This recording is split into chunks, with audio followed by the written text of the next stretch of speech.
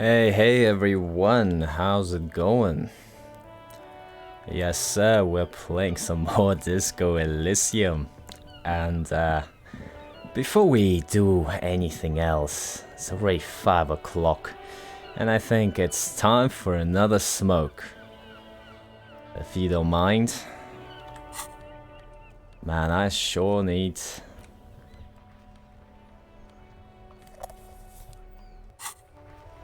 Need to take a break here.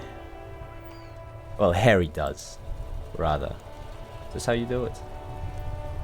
Come on now. Take a hit. Hit it, boy. Hit it. What the heck? Am I doing this wrong? Alright.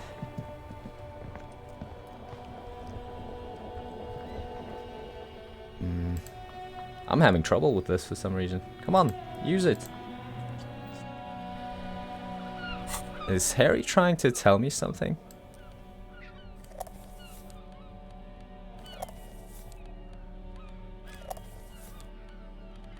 Okay.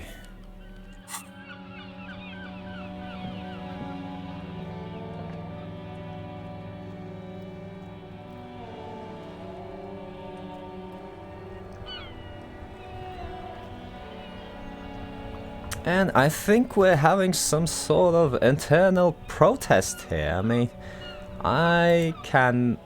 for some reason, Harry just does not want to take a smoke. But okay, even without that, okay, let's forget about that for now. And I guess start thinking about something. And out of all these,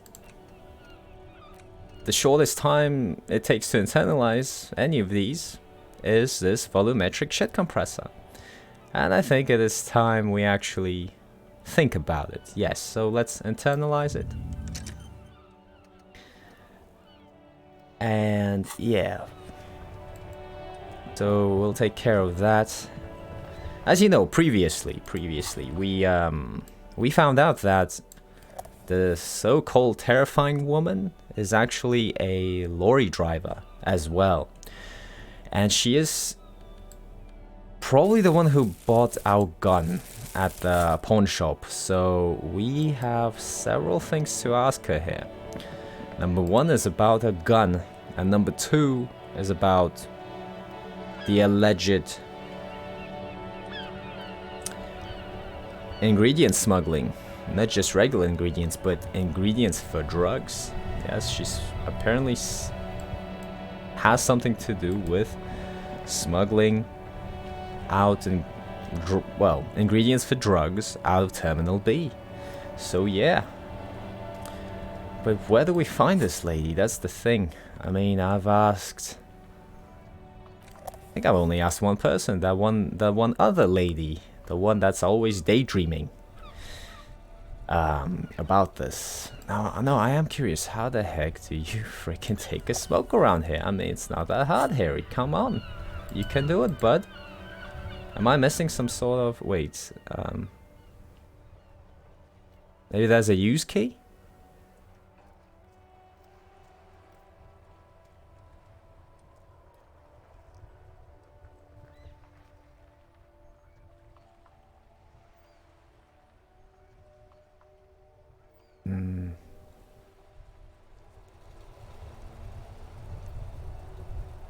No idea here, really, no idea. How the heck do you use this? You can highlight it.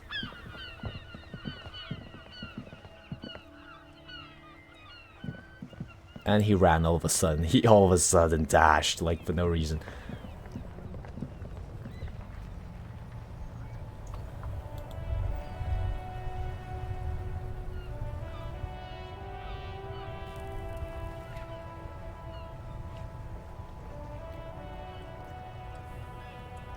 Apparently nothing. So, okay. So he really does not want that smoke just yet. Okay, never mind then.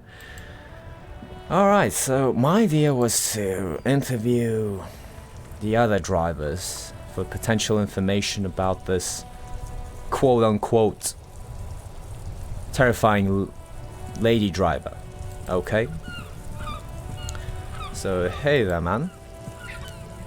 Stuck in the rain in a traffic jam, man. What's on your mind? Oh, yeah. There's definitely lots of rain around here. Snow, too. So, yeah, man. I heard that one of the drivers is a woman, but I don't think she's here. Do you know this lady driver? I don't want to talk about that.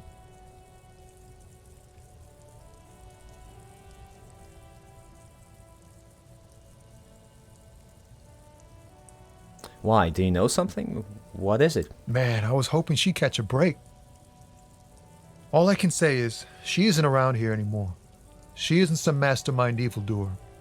And I don't know where she is.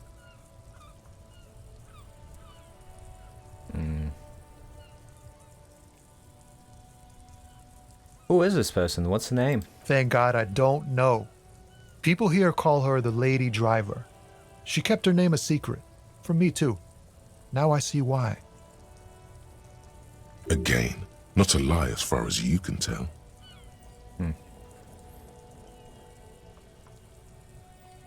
Can you at least tell me what she looks like? A youngish woman. Gruff, but in a cool way.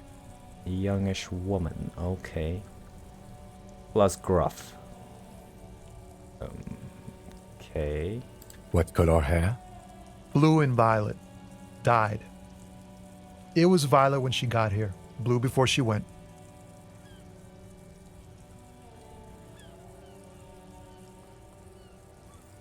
Okay. Then she may have dyed it again. Yes, she may have.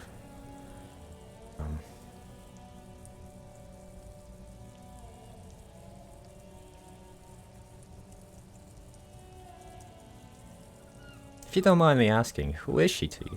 A friend? An acquaintance. I don't know. She was the only person in this damn jam I could talk to. She's someone I don't want to rat out to the law, okay? Alright, alright. When did she leave? Damn, I don't want to... Please just let it go. Whatever she did, it can't be that bad. She's not a bad person, I know that much. We can't just let it go. It's part of a police investigation. That's how it always is with you, isn't it?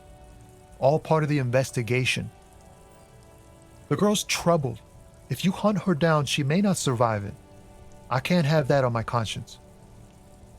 It won't come to that. We won't pursue her on this. This is information only.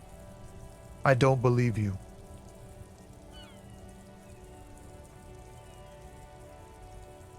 Well, the man just said he doesn't believe us. Maybe for good reason. but I guess we should pry. We should still pry a little here. You said she's troubled. How? She's got the darkness in her. That young person's darkness when you think it's all over. And you're looking for a way out. She shared this with you? Yes. Which is why I don't want to snitch on her.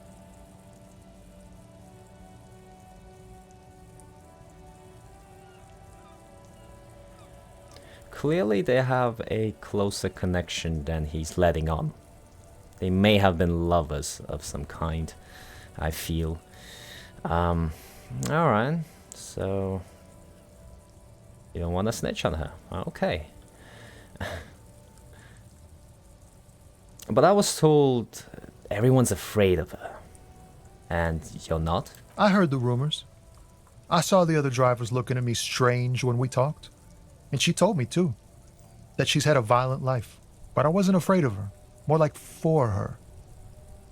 Did this violent life include drug trafficking? Well, it looks like it did now. But we didn't talk about that.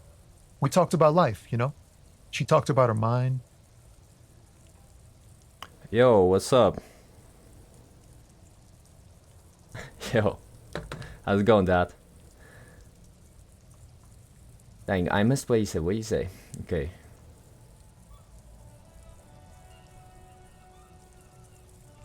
About her mind. So she talked about her mind. Okay. I'm trying to investigate a case here. Nothing much. Oh, you're playing GBO too? Nice, nice. How's the matches going? Yeah, winning?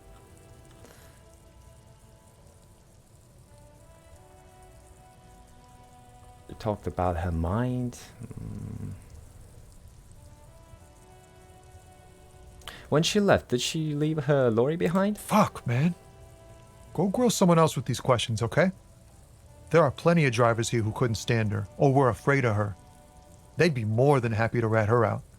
Alright. He's right. There are other options. The raceman, for one. True. True, there is that Push guy. Tommy, and it will break his heart and his spirit. Don't expect you to be pals.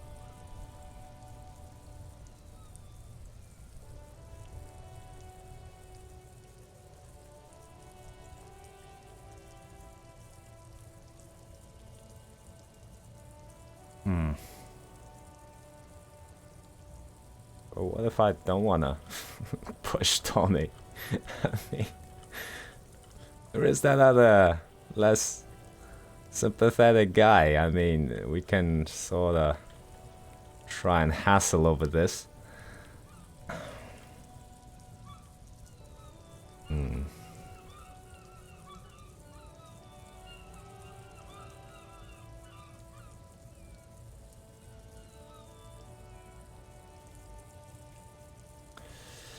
Well, clearly he's not opening up about it. I mean, it's not like we can just simply let it go either. I mean,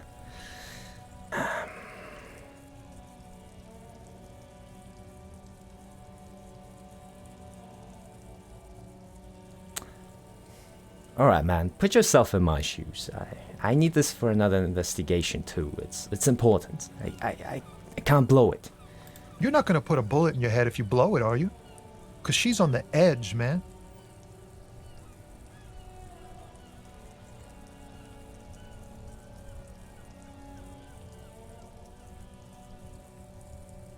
Fine. I will drop the matter for now. Thank you, friend. Wow, this makes me feel like I should pick up smoking again. Would help with my rhymes, too. Alright, man, that's all for now. Take care.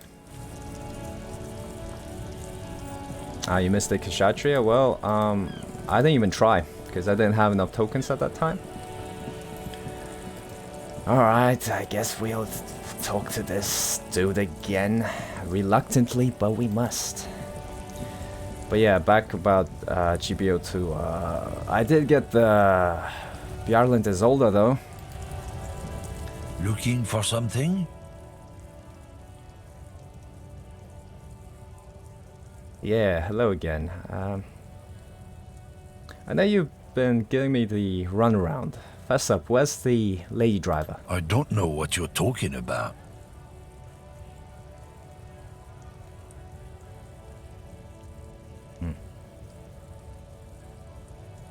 Yeah, you did say about the Delta Plus, yep. The new one? Yeah. Actually, I actually got it twice in the same pull, which is kind of funny.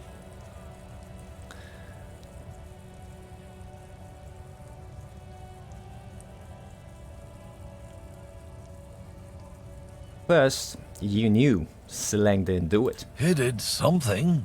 He stole his employer's goods and another lorryman's job. You should be thankful for the tip.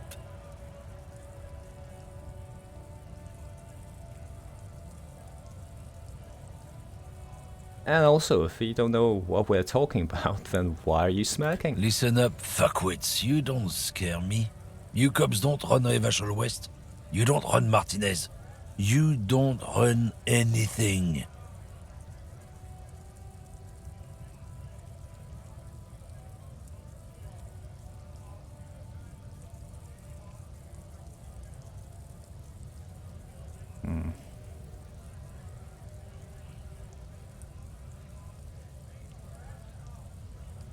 So who does?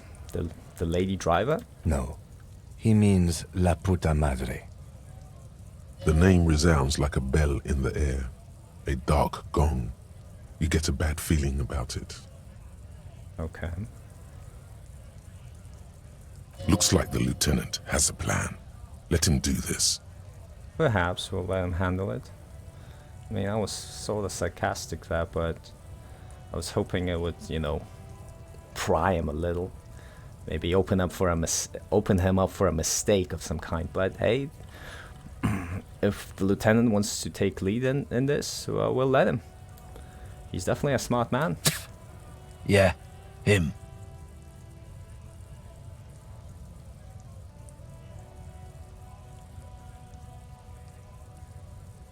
Then I presume you are familiar with his peonies. Yeah, they're his little bitches. He's got them all over the unions.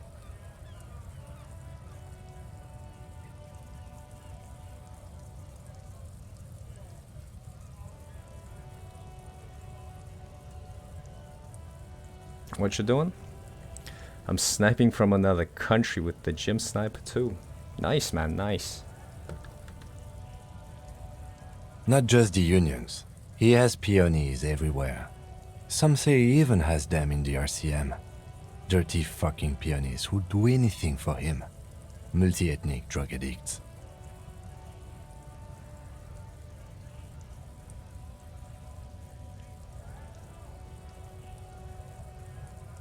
You're not peonies. You wouldn't be investigating a drug thing if you were. No, of course not. We are not peonies. But if we were, and one of Madre's drivers were to be stealing from him, then it's a good peony's job to find out who that is.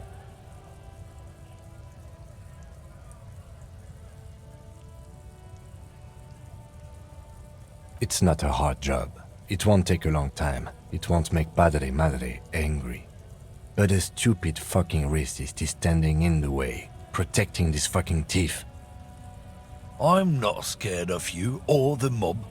I'm under the protection of the Lorrymen and Carters Guild. You've seen the corpse in the yard, yes? You took a peek. I know you did. Does it look like his friends protected him? Oh, dang, Kim. Nah, you wouldn't just leave him out there if you...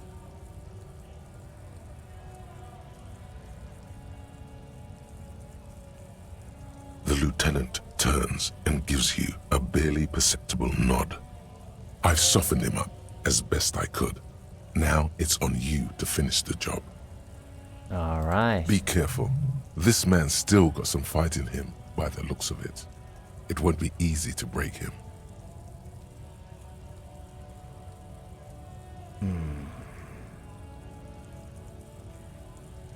Yeah, exactly. It still ain't easy. You might fuck it up, in all honesty. Look at this, 58% chance only. That's not high enough.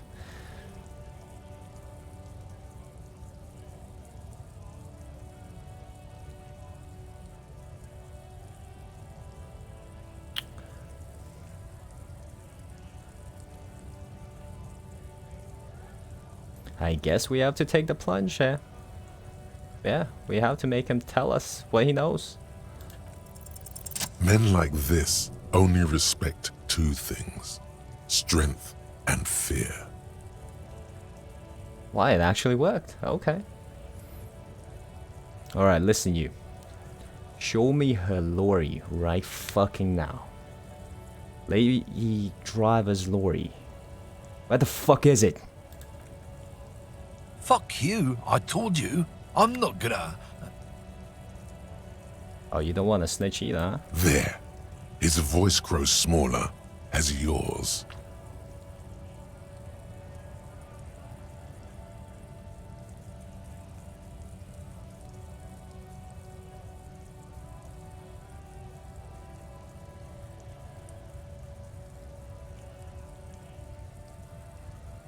I'm gonna fuck you for the rest of my life, you understand? Fucking homo cop. Look, fuck you, man. It's some lorry down there. Green, banged up thing. I don't fucking know who she is. When did she go away? I don't know. I don't even know her name. She just rolls with the fleet and acts like a big shot. Some dyke, probably. I haven't even seen her for days.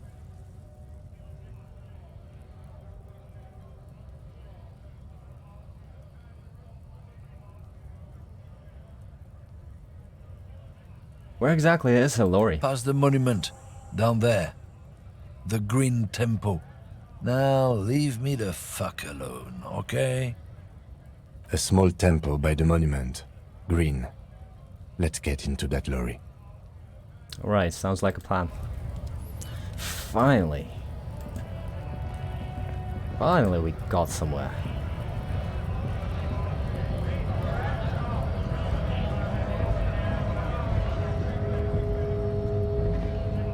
If I need help with Spanish words, let you know. No, I definitely understood what that meant.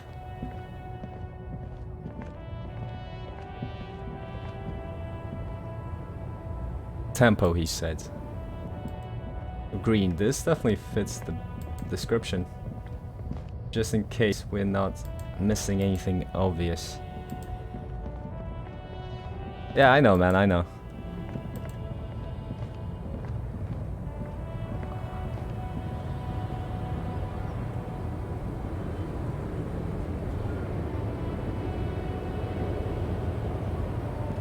By the monument, wait. Past the monument, right? Ah, I think he means this. Oh, yes. Alright, I think we're in business, boys. This screen found, A to Z, contemporary, is parked in the shadow of the ruins looming overhead. It's seen better days. This must be the one he told us about. Unless he was lying. Oh, we do have a pry bar. The glass on the side windows is tinted and covered with dust. You can barely make out the shape of the seat and two steering levers. The door is locked. The handle looks shiny, like it's recently replaced. There's no pick in this lock. The owner has put special care into it. It's a recessed design. So, how are we going to get this to open, Kim? Use the pry bar to smash the window. Open it from the inside. I mean, that works. Like I said, we do have a pry bar. But I thought maybe you have a more refined idea. But hey, that works. I don't know how good it is, but this investigation has taken long enough. We can't afford it to take any longer. True. True. I like how he thinks. This screen found, A to Z, contemporary, is parked in the shadow of the ruins looming overhead. Wait, are you joking? It's seen better days. Dude, how much strength does this guy think he needs to freaking smash a window? Like, seriously, man? Okay, I know what to do, though. Heck, I'll even dress for the job. Okay, I'll even dress for the job, man. Like, no worries. Boom, bam. I will take all this fluff off. Yeah, hell yeah. Like, I'll even dress for the job. This screen found, There A to we Z, go. contemporary, is parked in the shadow of the ruins looming overhead. It's seen better days. Come on, Harry, you can do it. I believe in you. Come on. Come on. Pry bar in hand, you take a hard swing at the window. A loud thunk rings out and the pry bar bounces back, leaving a tiny spider web on the glass. Oh, dang. Goddamn maggot. Drag your ass to the gym and do some reps right now. Really? Another futile thunk sounds in the brisk coastal air. This has been hard enough. No need to make it any harder. He smashes it into the window. Droplets of glass fly everywhere, shattering over the lorry floor and pavement. You can just reach in now. Nice. It went better than I expected. Open it from the inside. Well, I mean, I readied it up all nice like, so, you know, it was a two-man job. All right, open the door. The smell of cigarettes and perfume welcomes you. The cabin inside is plastered with old movie posters. Actresses smile from the walls. There's a radio transmitter in the front and a toolbox tucked under the driver's seat. Some tools lie scattered near the pedals.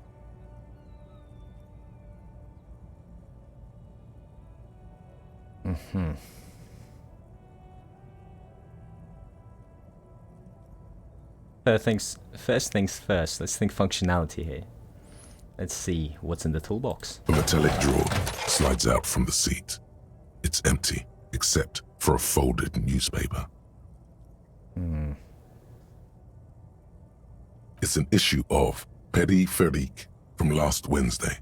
A piece of paper falls out from its pages. Let's pick it up. It looks like an article ripped out from a radio enthusiast magazine. Complex mathematical equations explain the basics of something called the Ulan frequency system. Ah, so... Okay, so that's for the radio. The Ulan frequency system? I've never heard of that before. I know of FM, AM, UKV, but... The pull-out toolbox slides back into its nest. The rest is as it was. Radio, posters, a trace of motor oil smell under all the cigarettes.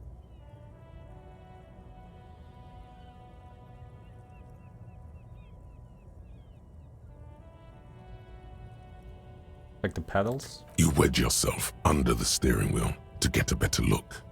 Seems like the few tools lying around here, a hammer, a pair of pliers, a rusty wrench, have been casually thrown there by the disorganized driver. But one odd detail does catch your eye. A piece of sandpaper has been glued to the throttle. Sandpaper adds extra grip.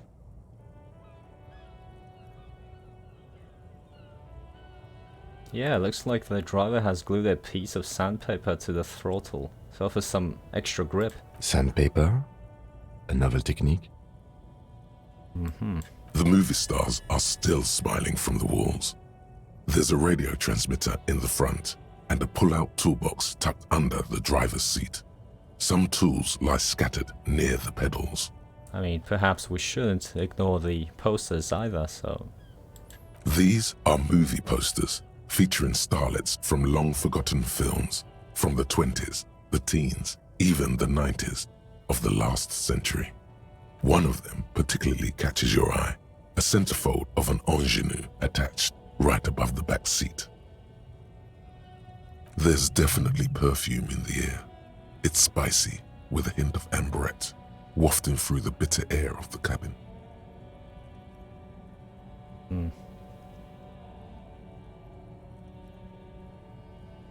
Well, I don't think we're sophisticated enough, let's be honest. Let's study the centerfold. The actress is draped in a sheathed dress, one of her shoulders bared. The faded remains of an autograph run across the poster. She's looking past the camera. Wait, doesn't she resemble someone you know? But you can't put your finger on whom exactly.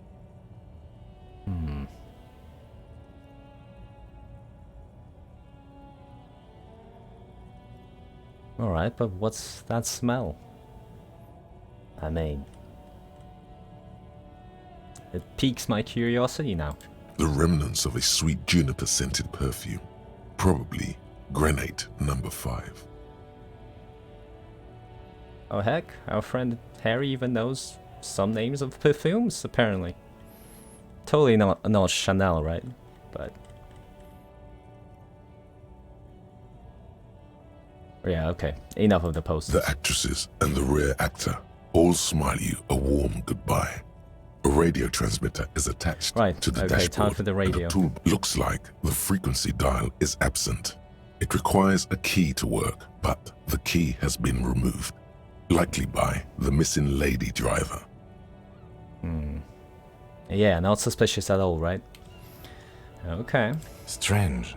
There are so many radio stations saved here. Must be over 100 at least.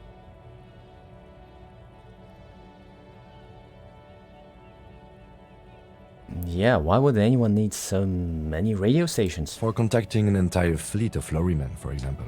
This is all shortwave, UW and UKV. Okay, good point. Looks like we are dealing with an impressive organizational tool. The nerve center of a huge operation, with quite a range too.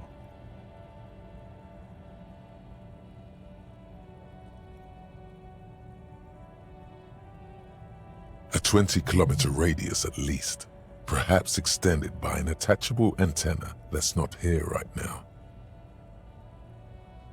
So, is there anything we can do with the radio? Doesn't look like it. It's completely inoperable without a dial key. Ah, yes, Chanel number 5 from 1995. How? Yeah, I mean that name just reminded me of Chanel number 5 is all. What else is here? The smell of 1,000 cigarettes, some dead actresses, and a rusty old toolbox under the seat. Okay, so not much else apparently. Okay, let's close the door. Close the rusty old lorry door. Great. I think we got everything. A word, detective? Before we return to Joyce? Yeah, sure. Volumetric ship compressor. Bizarre scientific news from Revachol West today, where a police officer's shit has been observed at a pressure of around 495 gigadecimals. These metallic hydrogen levels of shit togetherness were thought to exist only at the center of collapsing stars, not law officials. It remains to be seen how long the shit singularity lasts. Some of these things are just so freaking random, but yeah. Okay, so we got our shit together. Yes, sir. Good stuff. Okay. Okay, bonuses. Okay, all endurance white checks unlocked. Linen cap for endurance raised to 4. Nice. Okay. Oh, and to forget anything, we need to spend a skill point? Oh, jeez. I am close to leveling up, so that's something. Okay. Alright, so yeah, we found the driver that's apparently smuggling ingredients for drugs. Alright, Kim. What's up? Alright, we've finished here.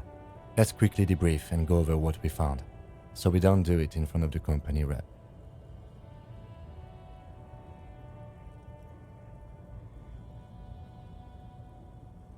Seems like something police would do. What do you think of all this, Kim? Honestly, I'm quite worried by what we've seen so far.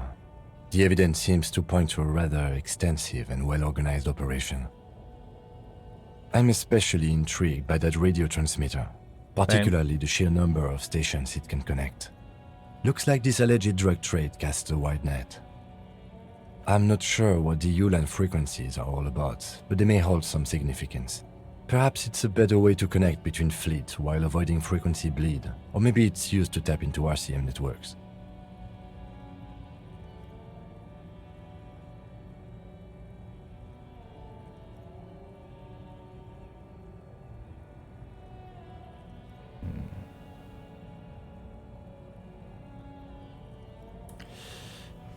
Yeah, how do you think this is connected to the Union? I mean, I suspect how, but what are your thoughts on this? We didn't find anything conclusive linking them to the smuggling operation.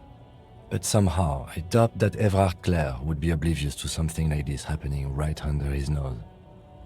True. That dude knows everything that's going on in town. And I mean everything. Maybe not everything, completely. The rest, but he sure has the ability to fill the rest with bullshit.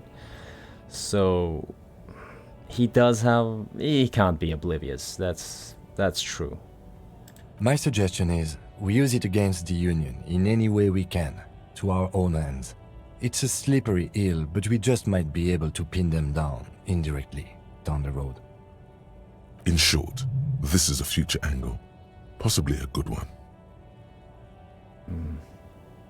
Will the RCM open an investigation into this? We should return to the murder case, see what Joyce tells us about the lynching. When we are done for the day, I call my station and suggest our narcotics department look into it. There are more than enough grounds to start an official investigation, sometime later when we are done here. We do not want to get caught in that.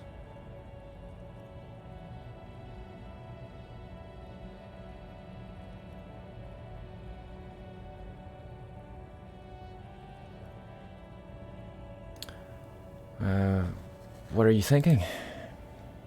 The fact that one hasn't started already gives me pause. An investigation, I mean. Especially if the Madrid grouping is involved, and I can't imagine they aren't. It's certainly worrisome.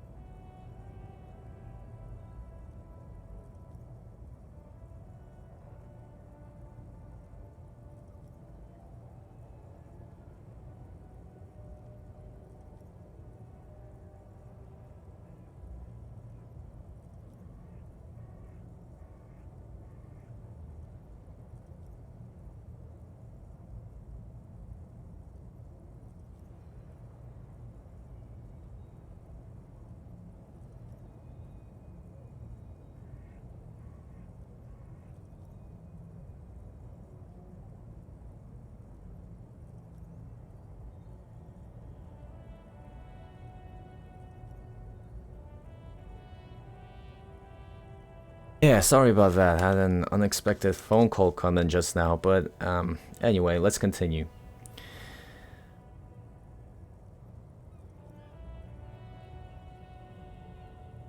Corruption? All the same, I don't like the idea of internal affairs descending on the matter. That won't help anyone either.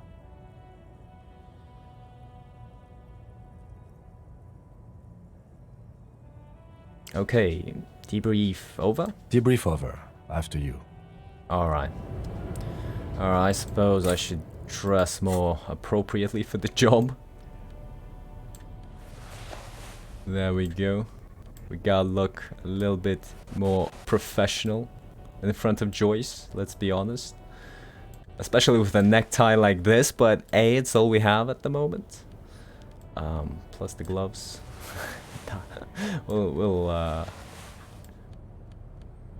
We'll just... Yeah, I mean, we kinda look okay. Plus the glasses. Let's try the glasses on this time.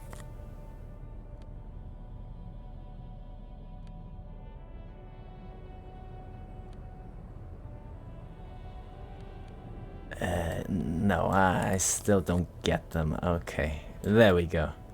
Alright. Alright, man. Well, at least, Kim, yo, we're getting somewhere, man. We're getting somewhere.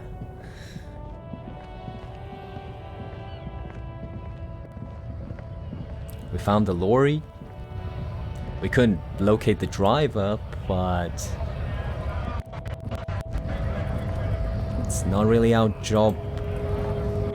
It wasn't really our job to locate the driver, but then... Wait a minute, she might have my gun, though. That's the problem. As much as I don't want to necessarily pry this guy further, but if that woman happens to have my gun, oh, he's... Yes? What's up, man? I saw you poking around in Lady Driver's lorry. She in trouble?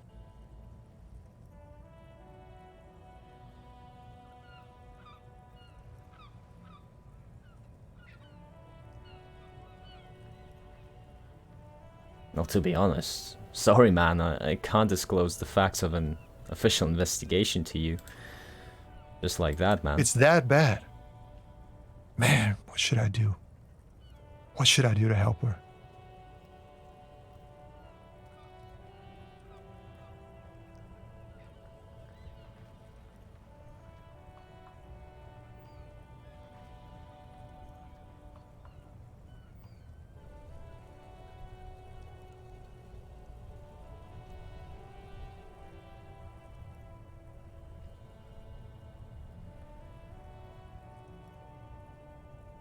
I really don't know. Damn.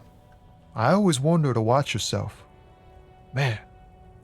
Nothing to do now, I guess. Maybe I should just keep my head down and work on my rhymes while I can.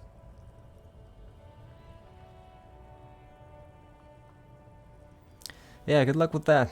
Gotta run. Yeah, you too. Be safe, detective.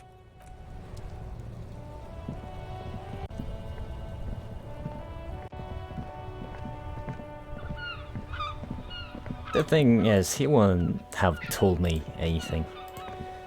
He was clear on that. He just doesn't want to talk about it.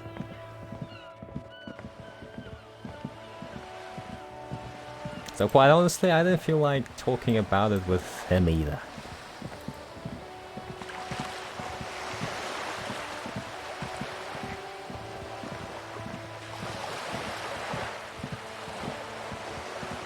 Right now we should talk to a person that might have, well, that promises to have some sort of information on the lynching. So let's see what she has to say.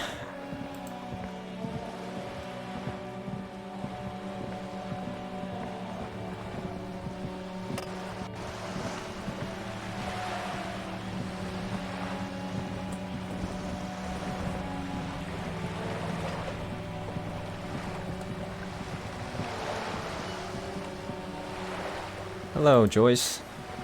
You're back. Good. What can I help you with?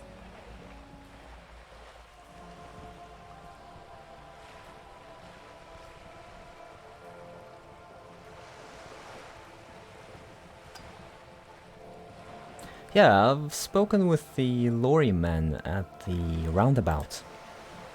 Yes, my eyes on the harbour have sent word to that effect. What have you discovered?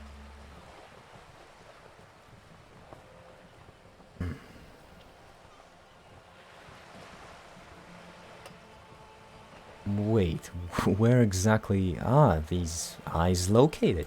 It doesn't really matter. And I do apologize for the surveillance. Wild Pines can't afford to be blind at a time like this. Sorta understandable, but still. In any case, it's a relief to know someone has looked into it. If I may ask, will there be an official investigation? I assume you discovered there is an operation. If there is an investigation, it will be part of an ongoing operation, subject to confidentiality. I am sure you understand. Of course, detectives. In any case, you've held up your end of our arrangement. I trust you with the rest. Now it's my turn. I wouldn't normally break protocol like this, but the situation demands it.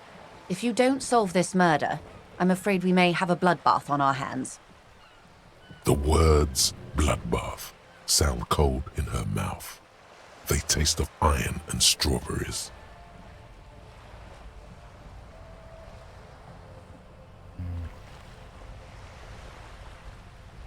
What was that about a bloodbath? Yes. I'm afraid this strike may descend into a small-scale civil war, with possible consequences for all of Rivershoal West. Since you are sharing, ma'am, this is also the RCM's worst-case scenario.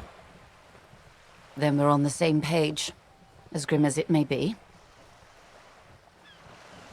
Alright, but how are the lynching and the strike connected? I have an indirect role to play, I'm sad to say. My employer experienced a momentary lapse of faith in me. In that moment, they elected to deploy a private military contractor as an insurance measure. They called it my security detail.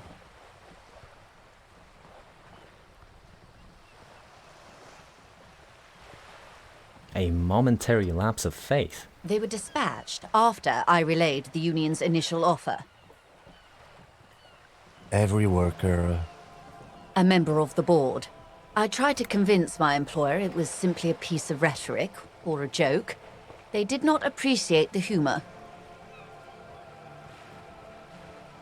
So you need a security detail? Absolutely not. These mercenaries are muscle, pure and simple. They are meant to intimidate the Union into surrendering. Who are they, exactly? Crenell, an Oranese military company. As far as I know, 3 arrived in Martinez. They report to me sporadically, but they do not answer to me. To be frank, our relationship is deteriorating. They wear ceramic armor, have semi-automatic weapons, and years of combat experience. They also have trauma and stressor disorder, and no idea how to conduct themselves in an urban civilian environment. So, what happened?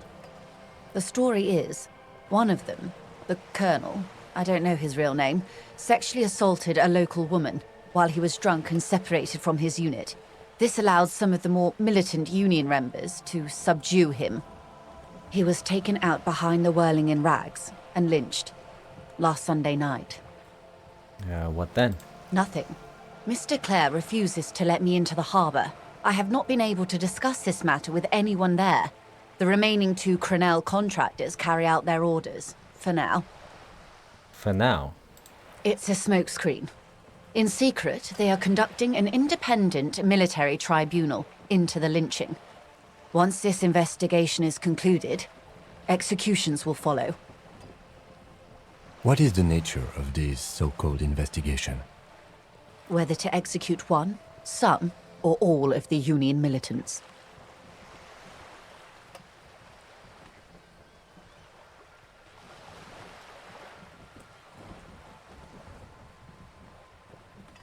No, this will really play into the Civil War aspect of it. I mean,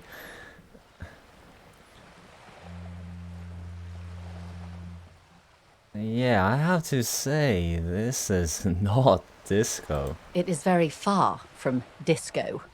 My only hope is that you provide a single, concrete suspect before the mercenaries indiscriminately pick theirs. Simply put, if you don't pin this on someone good, and do it fast, they will identify and execute everyone present at the lynching. This in turn will force the Union to respond. The Debardeurs have over 2,000 men. It will be 1,000 to 1. Have you ever seen a hornet invade a beehive, Lieutenant? It's not pretty. These men work in tandem using semi and fully automatic firearms. Their armor is virtually impenetrable to muzzle-loaded weapons, even yours. Most Union workers don't have guns at all. The muzzle loaders need to be reloaded after every 1 or 2 shots. The automatics every 1 or 2 minutes. As I said, a bloodbath.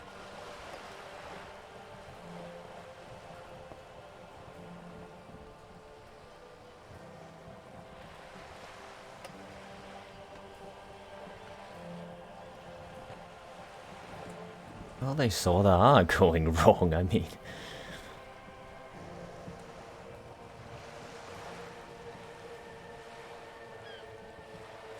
But yes, isn't this a pretty bleak scenario you're describing? Many bleak scenarios have already come true. Nameless, badgeless detective of the citizens' militia. All we can do is keep the rest from going the same way. One single concrete suspect delivered into civil court, and I may be able to defuse this situation.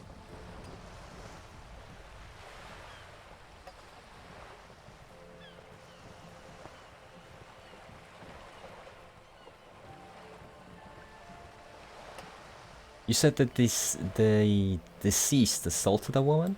Or he didn't. This is information passed on to me from some teenagers loitering around the canal. I cannot testify by it. Don't tell me it's the Kuno lot. 'Cause...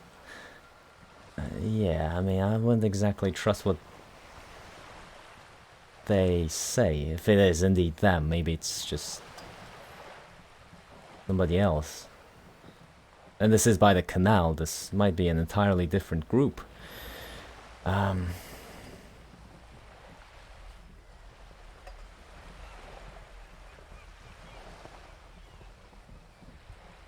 And what did these teenagers by the canal say? That the man was killed because he assaulted a local woman. I've asked around a bit. This seems to be the accepted story around Martinez. The lieutenant consults his notebook, his eyebrows knitted in concentration. Odd. We haven't heard any reports about an assault in connection with the lynching. Where did it take place? And when? Last Sunday night, at the Whirling in Rags, the hostel by the gates. Supposedly, the colonel was drunk, maybe on narcotics too.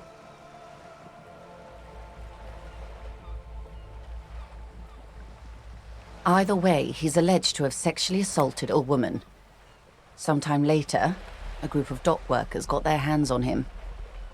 Wait, don't tell me it's this Sylvie girl. It might be the Sylvie girl, yes, it might be Sylvie. And who was this woman? That's a good question, officer. I don't have the slightest idea.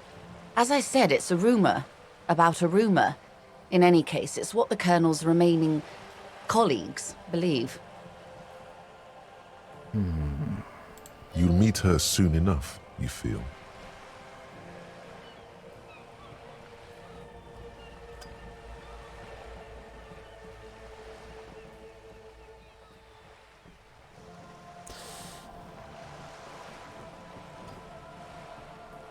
Yeah, we'll just have to wait and see about that.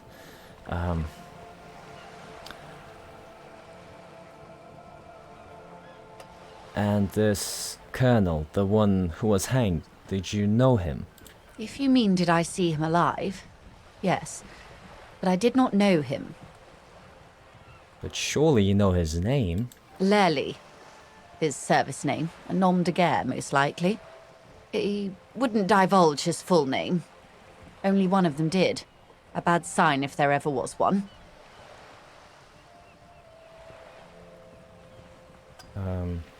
Tell me about the others first. One is a man. Corty, they call him. A nickname as well. The other a woman. Phyllis DePaul. Corty is the gunner, I believe. DePaul is a radio operator.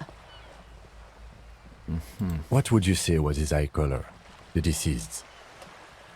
She closes her eyes, trying to picture the man's face, then shakes her head.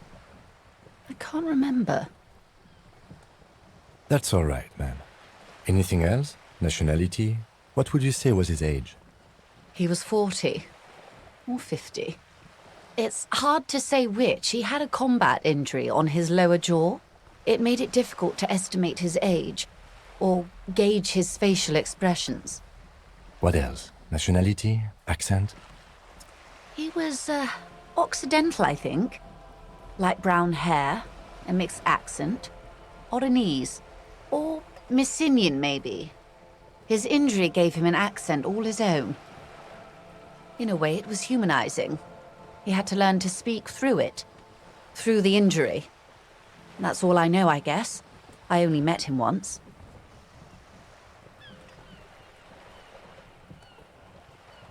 Okay, and where are the remaining two mercs now? They've gone to ground, as it were. I don't recommend seeking them out. For one, they're almost certainly armed to the teeth. They don't have the same respect for the Revachol citizens' militia as I do. To put it bluntly, they think you're vigilantes. Ghetto savages. It will not be a fruitful meeting.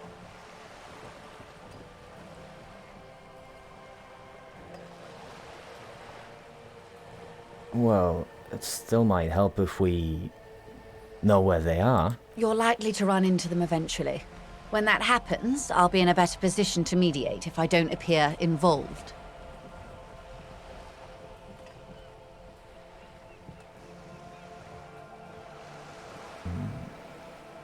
Okay, we'll steer clear for the moment. That's wise. Our goal is to avert catastrophe. Besides, you're likely to encounter them sooner or later. And how much time do we have? Until the executions start?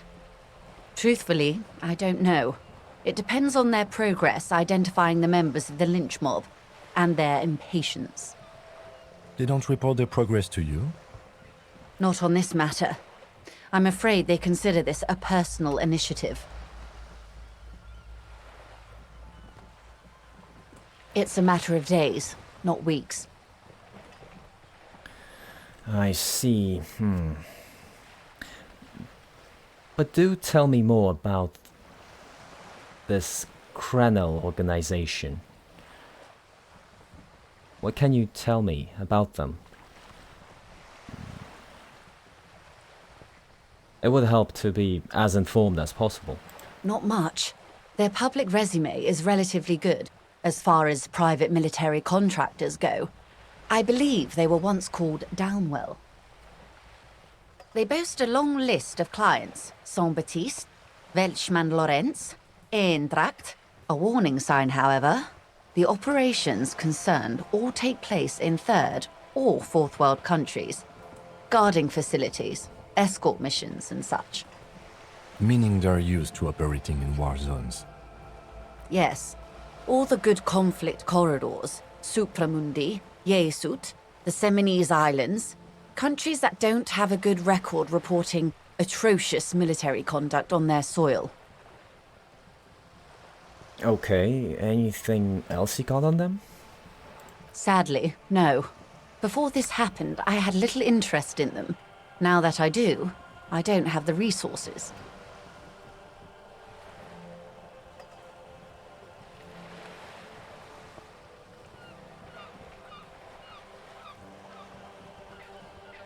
If you still have access to the ICP's database, you could run a better background check than I ever could.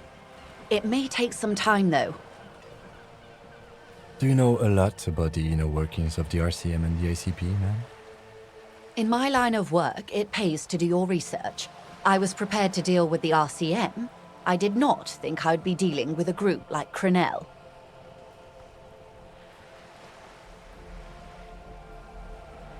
Say, could you contact the company? Tell them to call them off? I have. And they will. However, these orders take time to reach what is basically a rogue unit out in the field here. Until they do, it's all on us. Well, that's enough for now. I am sorry to have been the bearer of bad news. If there is anything else I can help you with, please ask.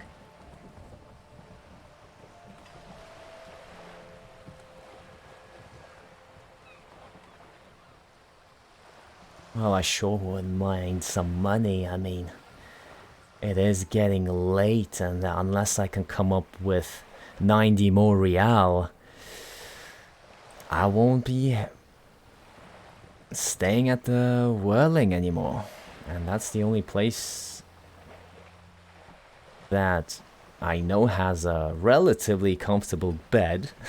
Relatively, after everything I've done to it, but still, it's a bed, and I know it's there. Heck, I'm used to the room, you know, so I really wouldn't want to sleep anywhere else. Considering that I only have 10 real. Oh man, well, by the way, I've talked to Everard Claire. You have? And how did you like Mr. Clare?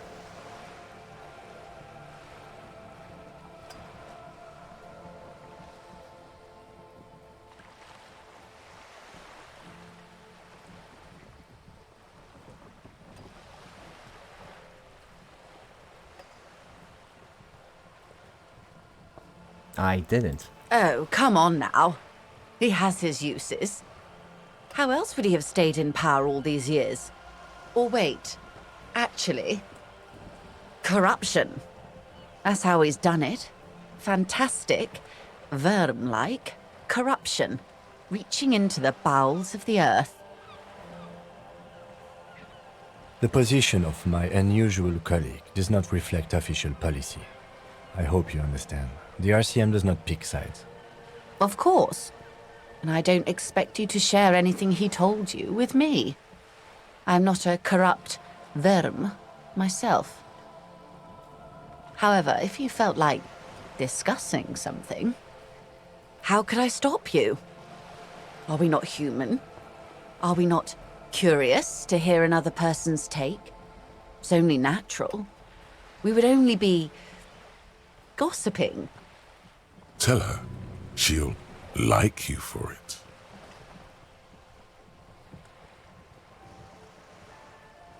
Well, Mr. Everett is claiming to be helping me find my gun. Oh. That's so helpful of him. The lieutenant looks at you, and you can swear his jaw muscle is trembling. He's able to contain the anger and surprise.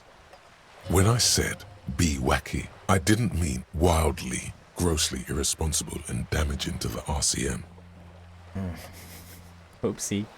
Too late now. Unconventional police officers sometimes lose their guns. They then go around and tell people about this to gauge their reactions. It's all part of detecting. Incredible. Simply incredible. And how is it going? Has this detecting produced a gun?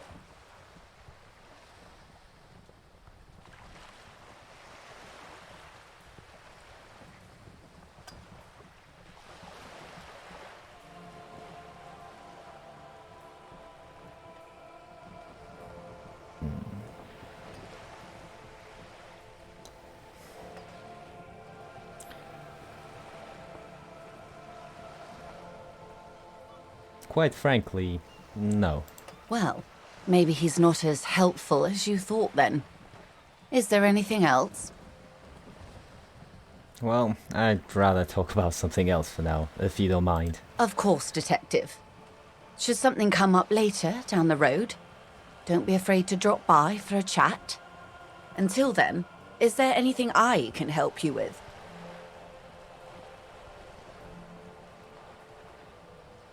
I mean, there is something. Alright, first I need to pop a magnesium.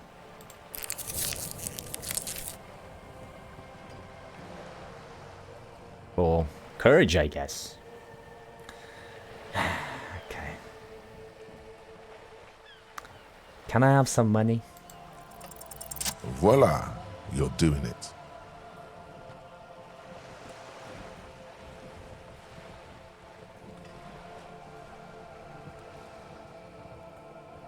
Can I have some money, ma'am? Of course. How much do you need?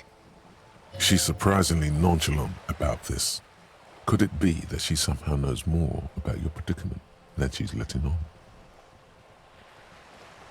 I need 100 real to keep staying at Whirling for now. That's a good sum. Not too small, not fantastically large. She removes a few notes and hands them to you.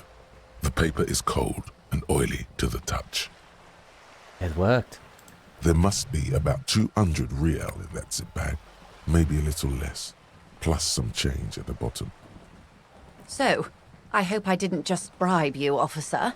It may not be technically illegal under the Emergency Act, but still.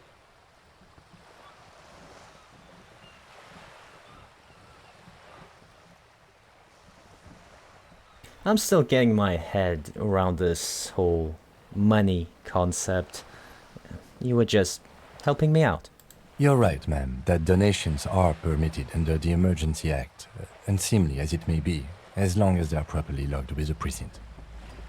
Which he most certainly will do.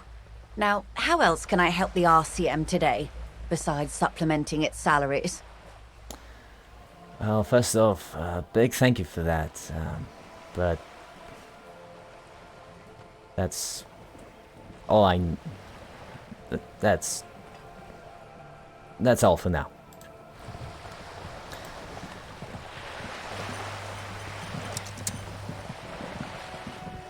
Don't ask him. Don't ask. Oh, what is this? Ah, it's a magnesium, just randomly lying there. Nice. Gotta love it when magnesium just randomly, you just find magnesium in the randomest of places, right? Just gotta love that feeling. All right.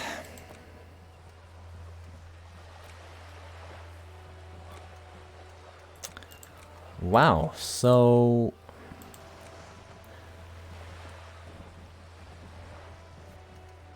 yeah, so that solved one thing. I mean, at least now we have enough money to keep staying at Whirling, at least for one more night. Cool, man, you have no idea.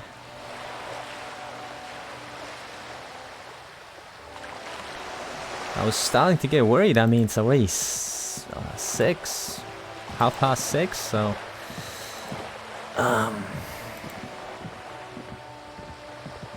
and sorry, Ken, that I had to disclose details about the gun, but I felt like I had to be more transparent there. And look, it sort of worked. Right? I know you're still angry with me, but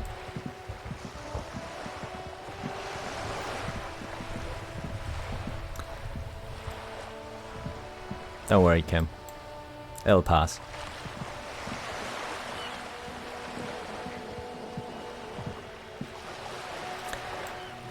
Teenagers, she said.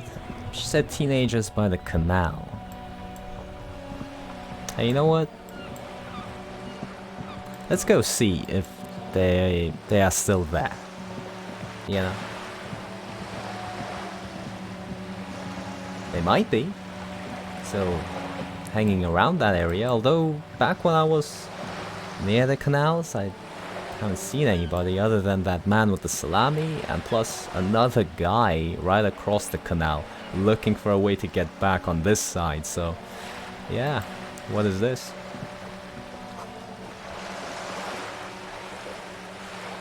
Interesting.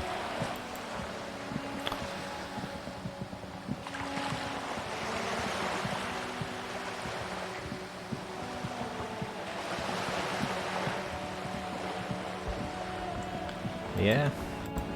The weather certainly is nicer.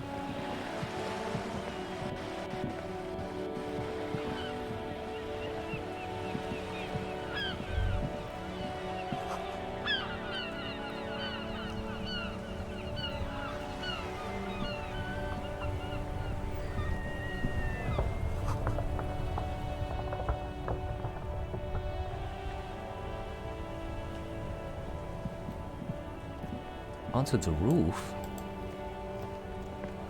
Huh?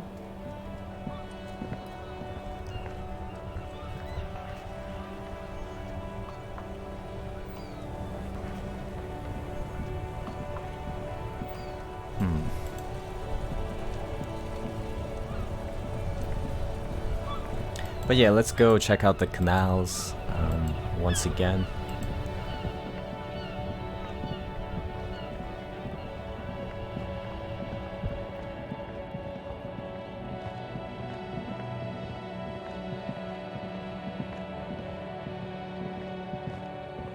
Feels like it's been days since we've been here. We've been here...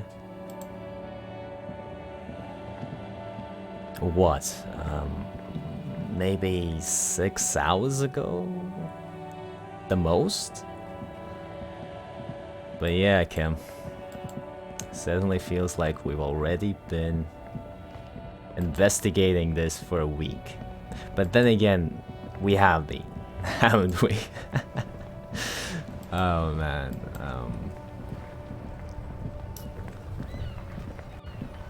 Alright, where to next? That's the question.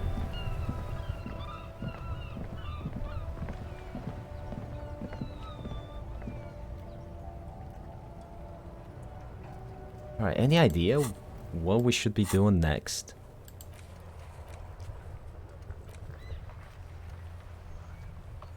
Right. Okay, let's go back to the body. Maybe now we have enough courage to take it down, finally. What say you? Let's have a smoke along the way. There we go.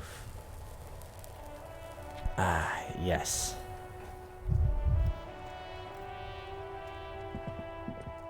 I gonna lie, I might need some Nosafed after that last hit.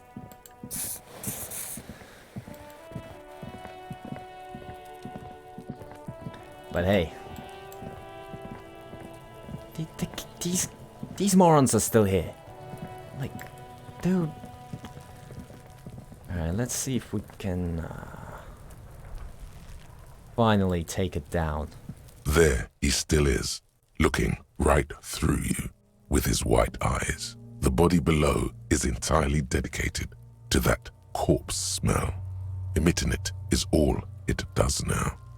Alright, relatively high now. Let's go.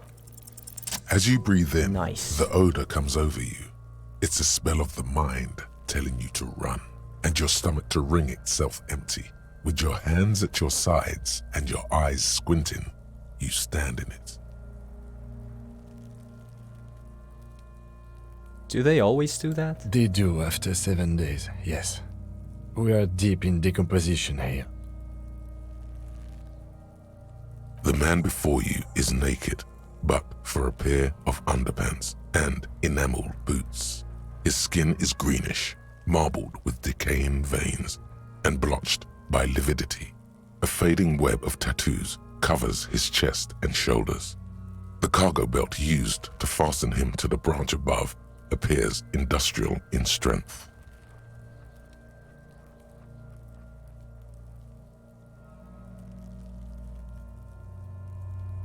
Let's inspect the boots first. The material appears to be ceramic.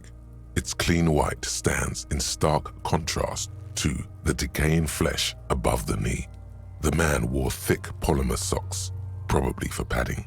A fine array of interlocking plates covers them. Delicate and fragile, they feel alien to the world around you, out of place somehow. These are clearly not boots. They're armor, possibly part of a larger set. Well, yeah, he is part of the part of a military organization, so yes, we already know that. So these aren't just boots, are they? This is the armor he was stripped of. Indeed. Technically speaking, these are sabatons, not boots. But what kind of armor is this exactly? Ceramic plate. Zirconium dioxide, most likely. This is where the make would be. Where? Under the heel. Fair weather. Fair weather model T500 VE. I'm guessing that's vitreous enamel. This is advanced stuff.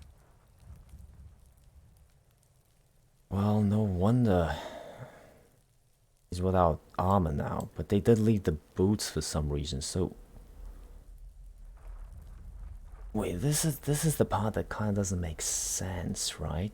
They left the boots along with the knee pads and stuff, knee coverings, but they took everything else. So either he was undressed like this before he was lynched, or... I mean, if they did it afterwards, right? Wouldn't they start with the most easily accessible parts, like the boots, first? Why would you undress the top half first, or like, you know, this part of the body, which is higher up, you know what I mean? But they would just randomly leave the boots, though. That's strange.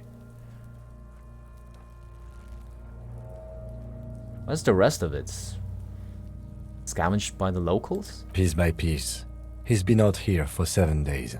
It would be odd if they didn't. No, what's odd is that they left the boots here as well. Like, they took everything else. They took the stuff that's harder to take off, considering the elevated position. But they left the boots. That's what's strange to me. Okay, that's it. We should keep a lookout for these pieces.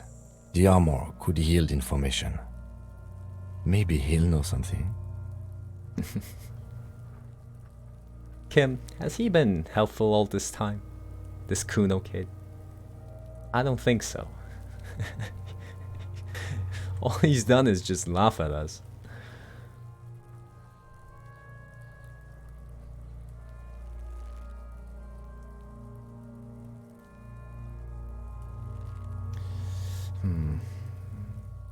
Perhaps. Hey Kim, maybe he was just wearing these boots and there is no rest of the armor. No, he must have worn something precious underneath his clothes. They've removed all his clothes to get to it. They did not just strip him for the putrid rags.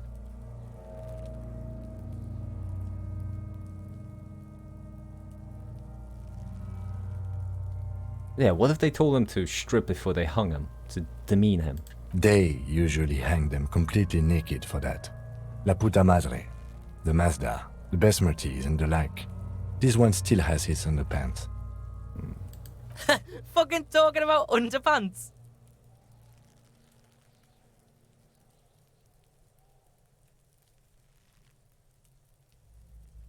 A small bell-like sound fills the air, like tapping on the side of a porcelain cup. Sounds fragile. It's anything but. This material is a kinetic redistributor. It spreads kinetic energy horizontally, from plate to plate, dissipating it entirely. See? Faint, organic lines cover the plates where they separate into smaller ones. These plates then divide into smaller plates until there are hundreds of them altogether. Like whirls of floorboards, the design looks organic, influenced by highly resistant wood materials, like lignum vitae and ebony perhaps. What does this remind me of? If trees were made of porcelain, this is what their cross-sections would look like.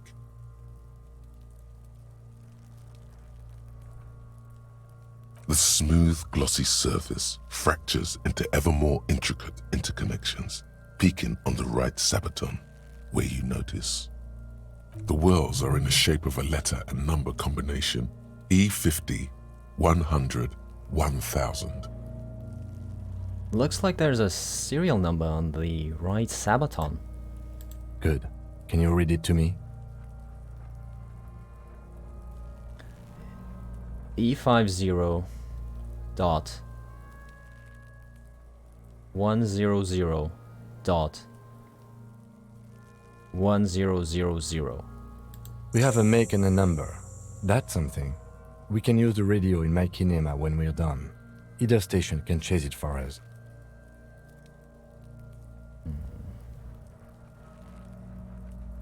I mean... yeah, I gotta say, the material looks out of place here. It is. It's expensive.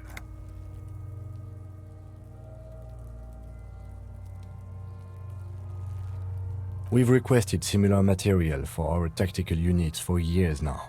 The constabularies deemed it too costly. In that time, we've lost 6 men to semi-automatics. How much are we talking about? For a full set, about 4 years of wages. Dang. For the northwest region of Revachol, an officer's average yearly income is 5,500 real, unadjusted for rank. Wait, my yearly pay is 5,500 real? Not too much, yes. Yeah, sounds puny. No wonder I can't pay my hostel bill. It's a sorry situation, I agree. But say, how could this man afford such expensive hardware? He worked for Cornell, like Joyce told us. This is military equipment, provided by a wealthy security contractor, with state ties, way above what we have. Alright, might as well try to pull it off, pull the boot off. This feels dangerous. Are you sure?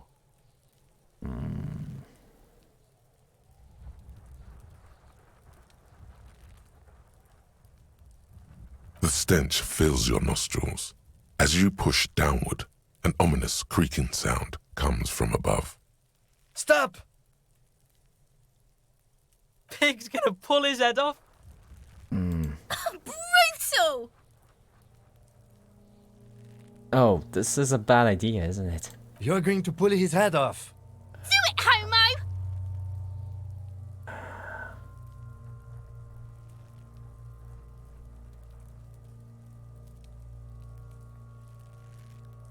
I'm gonna pull his head off, right? Yes, that's what I said. You'll compromise the coroner's case if you do. So please, don't. What are you trying to achieve anyway? Why are you hanging on to that boot?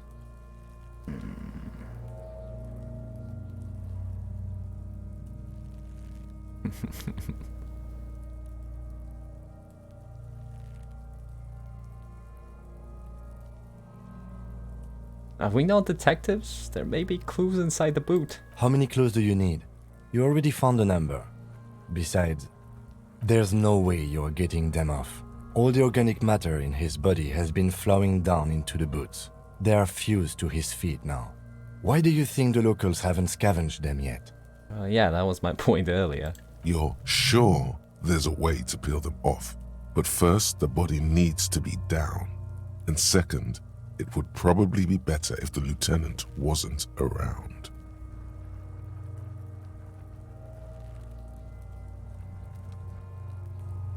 Low-key sounds like a plan. The anticipation makes you crack your fingers. Feels nice. Nice and cracky. Okay, got it. Processing will take care of them. With the situation in the morgue, it will yield nothing. But we must pick our fights. Should we continue?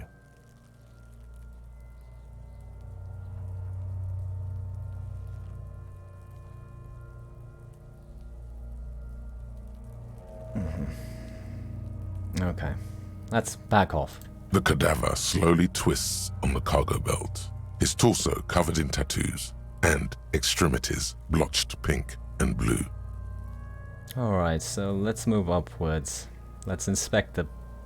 well, completely upwards. Let's inspect the... I don't even know. Let's inspect the belt. The hangman's knot is pulled tight by the weight of the corpse below. Yellow, hard-edged polyester cuts into his neck. Above, a sliding buckle ties the belt to the branch. This is a steel-reinforced cargo lashing belt, big brother of the regular cargo belt. It's used for tying cargo under six-rotor airships. Don't ask me how I know, but this is a lashing belt used for airlifting cargo. Airlifting. I thought it was used on lorries for strapping cargo to them.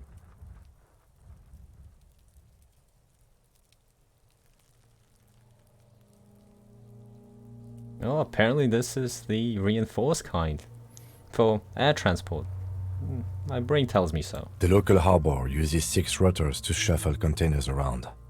I get the sense they use whatever was on hand without paying much attention to not incriminating themselves.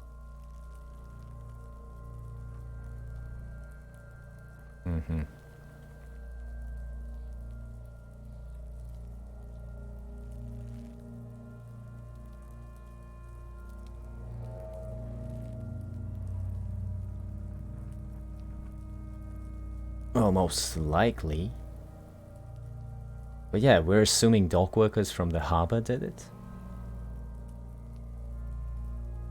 Yes, the debrief we got from the Wild Pines representative appears to be solid too. A lynching is what this looks like. No, right, but I'm just making sure. So the union covers the dock workers at the harbor, right? Like working from in the harbor. Yeah, right. And them exclusively, I assume. Well, yeah, it's their union. Okay, yeah. Just want to be super completely clear on that. Okay.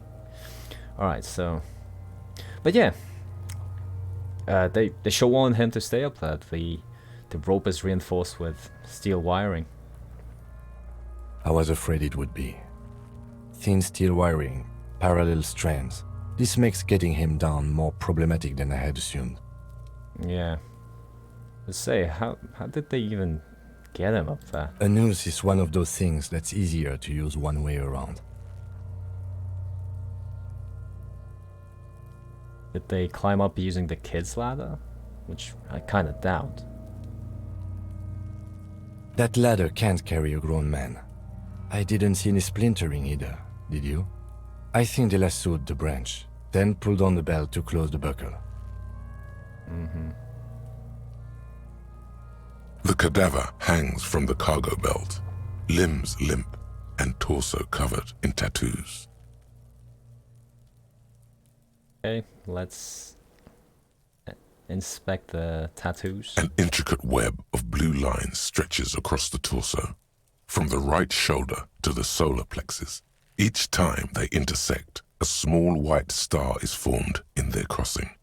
Hundreds of fading asterisks riddle his skin. Their concentration is highest around his heart. His corpse is marked by stars. What will mine be marked by? Alcohol and heartbreak.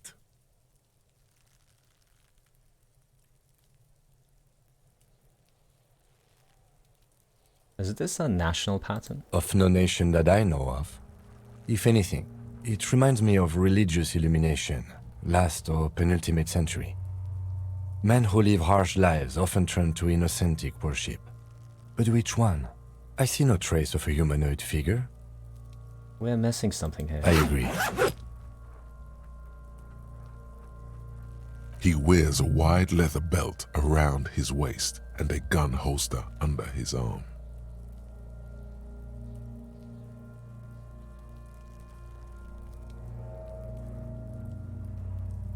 He takes a thin piece of milled aluminium from his coat pocket and pulls it open. Sounds like a sword being unsheathed. A small lens appears, some sort of camera. What's that? A Trigger Sunshine. Mini.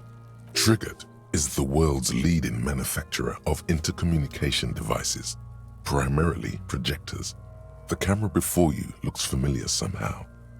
Because, I probably had one myself at some point. Shit, Kuno! What the fuck is that? An instant color camera.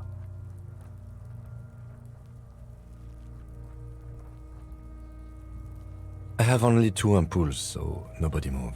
I don't want to waste one. A sound, a shrill flash, followed by the breaking of a small ampoule of glass. You see streams of color pour onto the thick, glossy piece of paper, rolling out. Ah. Technology. In case we need it.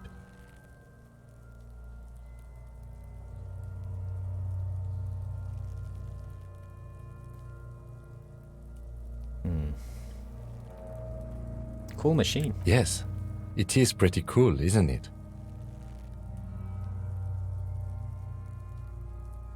There is only one ampoule left. Use it wisely. What do we need this photo for? It contains insight to the victim's person. This was a man of physical violence. The story he wanted his body to tell was important to him. It is his letter, to us. Now, if we could find someone to decipher it.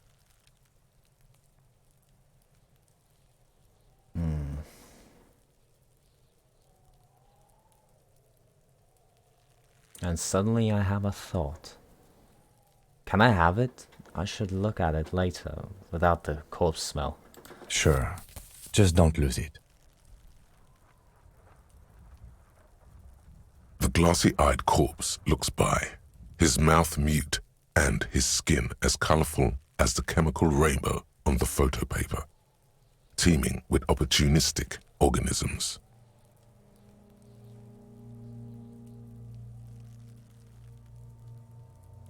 Should we even look him in the eye? I don't think we should.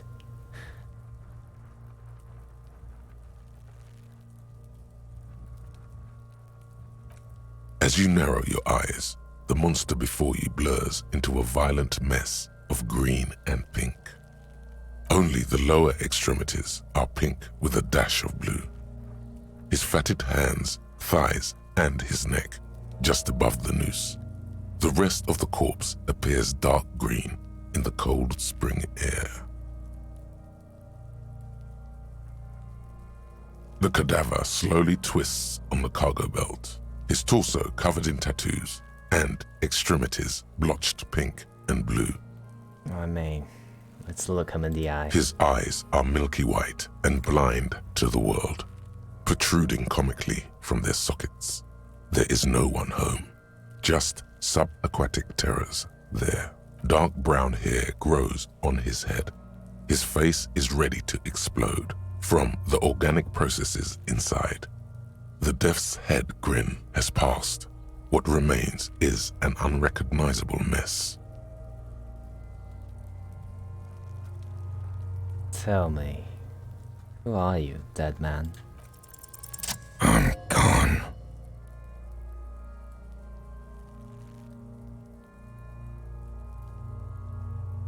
What is happening?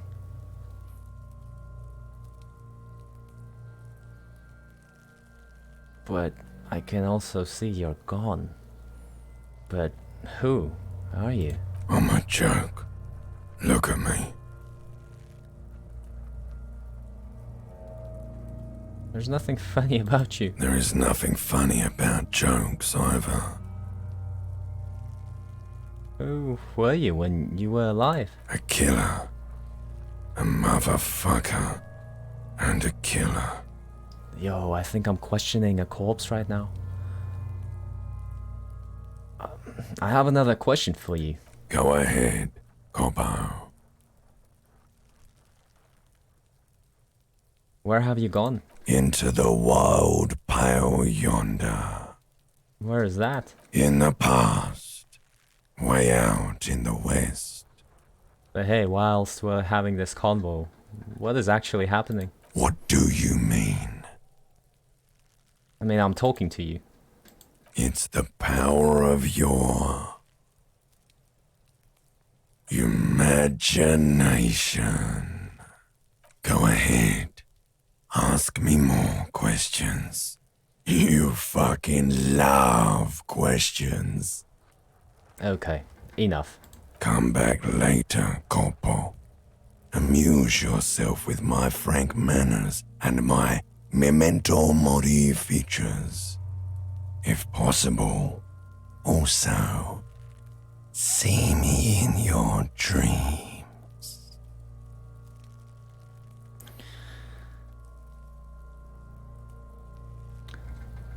So, how do we get him down? Are you sure we finished the preliminary examination of the cadaver? We might miss some of these things once he's done. I think we've been thorough. Do you have a plan for getting him down? The steel reinforced belt presents a unique challenge. I brought chain cutters, but I don't see a good angle of approach to the belt. The cadaver is a good 1.2 meters up. Neither one of us can reach the belt without assistance. And even if we do, there's the question of cutting the airship strength material.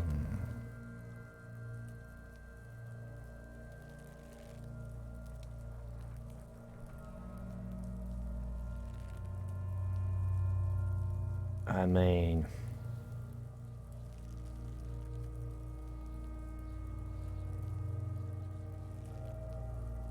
we could saw the branch? Climb up there and saw the branch? I mean, yeah, it seems dangerous, but I saw a ladder in the shack. But yeah, it does seem dangerous. There has to be a less risky way, with less falling down of trees.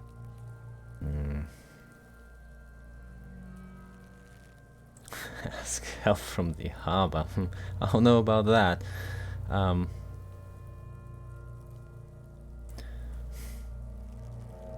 I mean, that's what we are here for.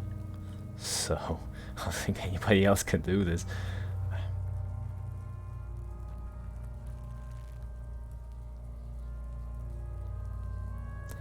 Maybe we could shoot him down? Yeah! Bang bang time, pig! Shoot his head off! How?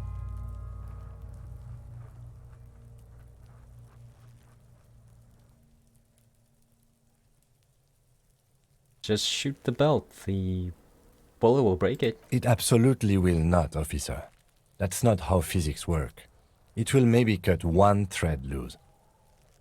Yeah, now we're talking. Entertain a Kuno with some shit. They'll miss! The pigs will miss Kuno!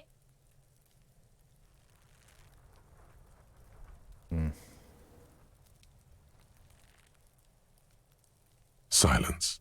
With his elbow sharp, the lieutenant unzips his jacket and produces a lightweight firearm.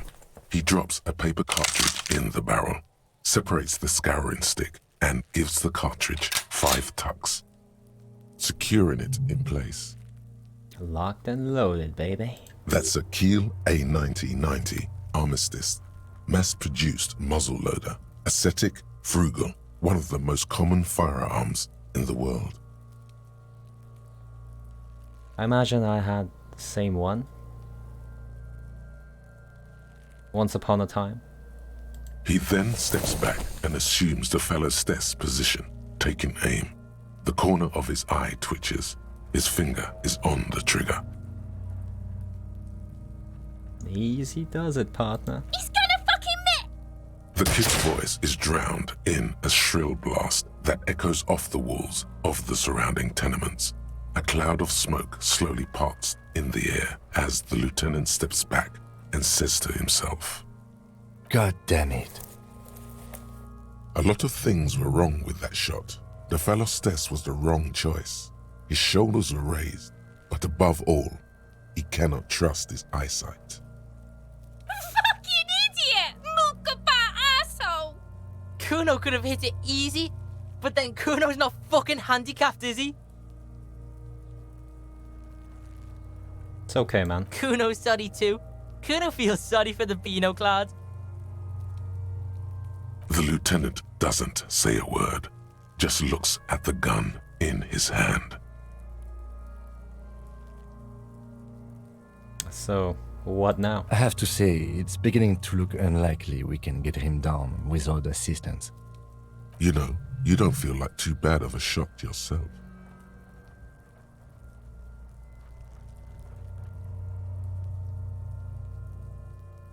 Can I have the gun? I should try. It's bad as it is. Us shooting firearms like punks. Go ahead. I'm not stopping you. Just don't lose it. I won't, don't you worry. They only have one gun! This is the sorriest pair of pigs Kuno's ever seen. Okay, that's that is kind of funny. Okay, so let's take the gun. Yeah, take it, you fucking banani boika! Take it and shoot yourself in the mouth!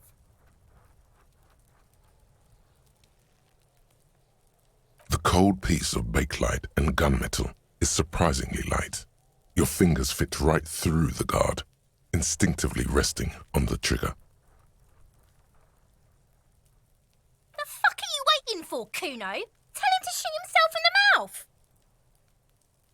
All right, let's do this. The buckle comes into focus in your sights. You stand with your feet planted firmly in the ground and your left hand supporting your gun arm. Why don't you just shoot yourself in your mouth? At least you won't miss.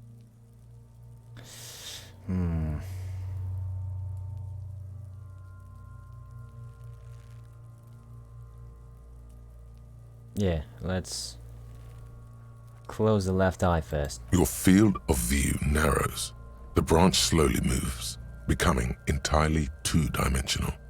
The metal buckle glimmers, catching the evening light as the corpse slowly rotates. Look, he's crying. You gonna cry now, fucking faggoty? Shut up. Or what? fuck me? You wanna fuck me, pig? Is that what this is about? Oh, good lord.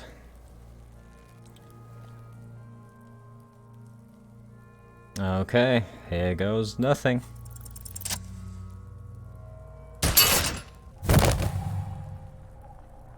The buckle explodes it. into tiny pieces, coming loose with a whir. We did it. We actually did it. Nice shot, Harry. Nice shot.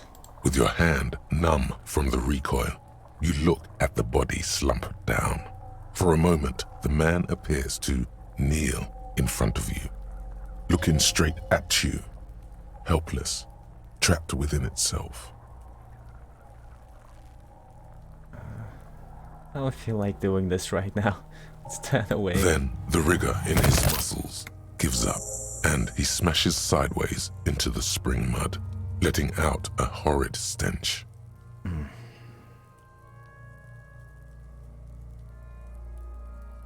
Yeah, who's laughing now, you little shit? Fuck you, Kurpale!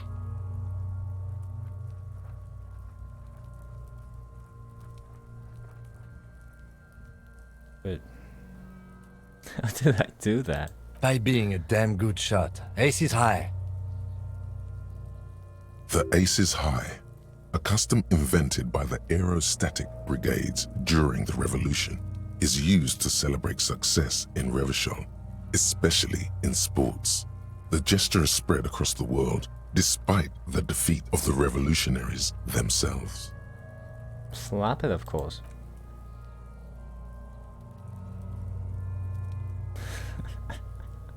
The lieutenant takes a little hop to perform the customary salutation. Your palm hurts from the slap. It's precise and down to the point. I knew these guys were f***ed. Alright, what now? We will perform a field autopsy and determine the cause of death. But before... Excuse me. Slumped on the ground like that has not improved the way the corpse smells. The fall seems to have released jeez. something deep inside it. It looks like I feel like taking a break from the stench. I'm sorry to interrupt the jubilations here. Just a little breather before we do the autopsy. But wait, field autopsy? Yes, the 4 phases of a murder scene. 1. Investigation of the scene. I can't say I'm satisfied with that part yet. We should search for prints, maybe. And a trash container too. 2. Initial examination of the victim. We were exhaustive in our efforts there. Good job. 3. Field autopsy. This will not be pleasant or easy, and it will have to be performed on the scene. Jeez. The fuck are they on about? Cops are gonna cut his shit up next. 4 and final, transport of the coroner's case to the district morgue. I'll do that. God, it stinks.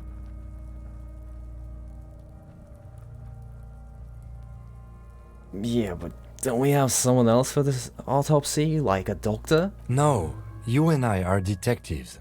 The honorary rank of detective signifies our ability to handle the entire incident chain. From crime scene to autopsy to cleanup, we do it all. Honorary rank, though. An honor and a burden attached to your rank. Mine is Lieutenant Detective, unfortunately. I can't tell you how tired I am of this corpse. I don't think I'm a detective. With shooting like that? Of course you are. Your station would not have assigned you to this case otherwise. Alright, if you say so. I would suggest we interview Everhart and Joyce, the leader of the union and the Wild Pines rep, but we've already done that, so it's up to you, detective. Take us where we need to be. He trusts you have plenty of things in a task chain lined up. Boy, is he gonna be surprised. Alright. Well, as he said, let's take a closer look at the freaking crime scene itself, and then probably take care of the autopsy. Man, that sounds gruesome.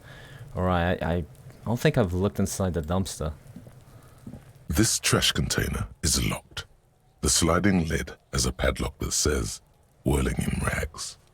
There's something in there, not necessarily connected to the case, but still. Yeah, why am I looking at you? Trash container? You're just a trash container. Just a trash container? There is no such thing. Your fingers start to itch just looking at that padlock. Well, he's the one who pointed me towards the freaking dumpster. I mean, first time around, I don't know why. No, I mean, I looked at the dumpster itself, but I didn't think of opening it. Lieutenant, what do you think could be in there? Trash, food waste from the cafeteria. They lock these containers to keep the derelicts from flocking in. Could be evidence too.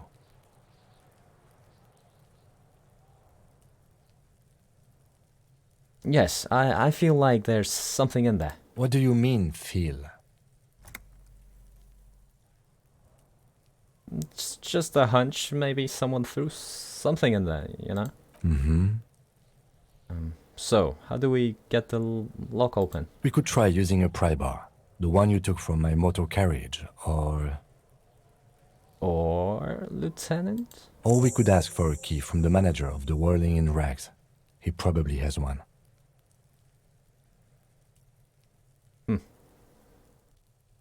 You know what? Rather than talking to that fool, to God, which, you know, I think I'm gonna avoid if I can. This trash container is locked. The sliding lid has a padlock that says, Whirling in Rags. Dang, really? Needs that much strength? I mean, I understand it's probably not the easiest to pry, but still, let me wear that. This trash container is Still locked. pretty low. The sliding lid has a padlock. Okay, alright then, well, I think Kim is the one who needed a breather, right? From spending too much time near the corpse.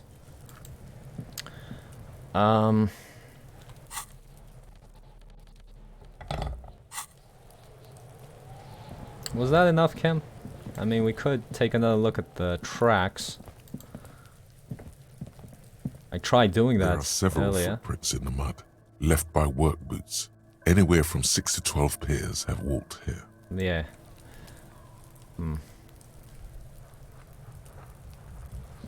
Alright, man. Now it's your turn to get your shit together. Let's get this over with already, man. The rotting man lies on his side with his eyes looking straight through you. The belt is still around his neck. His body is supine and open to intrusion by autopsy. The lieutenant adjusts his glasses and takes a deep breath.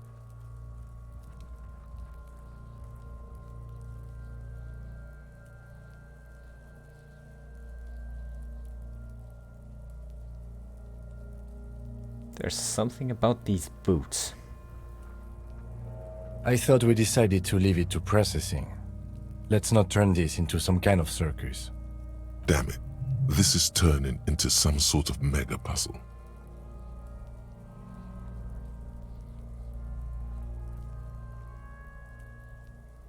Tell me something, dead man. Shoot, Looney Rooney. You know what? I hate you. You stink and you're boring. Do I remind you of someone?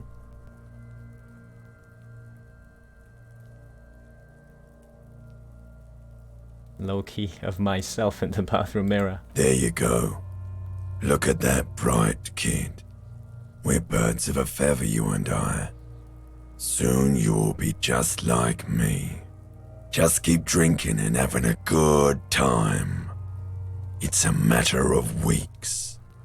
Feeling nausea, vomiting, tenderness or pain around the liver area, tiny red lines on the skin above waist level, more like days, Coppo. The clock is ticking. Your liver tells you so.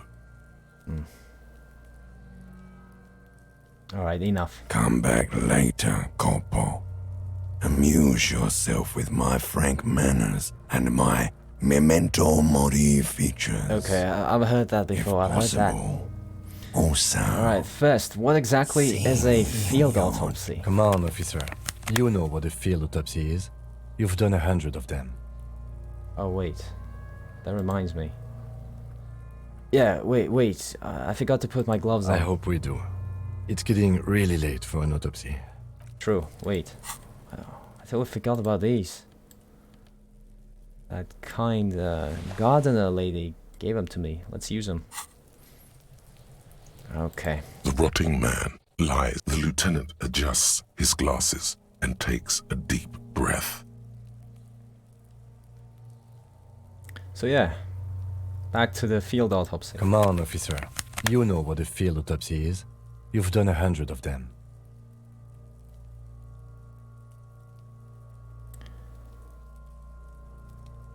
Alright, well, let's get in there. There truly is a time for everything, even for yellow gardening gloves. However, they are lacking hygienically. I suggest you get in there in limited capacity. Alright. I'll ask you when I need you to. For the most part, maybe I should handle the contact and you take notes? Okay, where should I take these notes? In your paperwork, officer. Just fill out the field autopsy form. Well, you're not gonna believe this. I think I've lost my paperwork. Now they only have one paperwork too. Officer, what haven't you lost?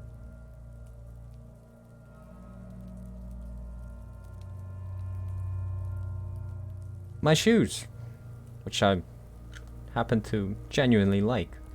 I have both of them. I found the other one too. Good. Otherwise you would only have one shoe now. I can give you my paperwork. There's an autopsy form there. Several actually, but only if it helps move things along.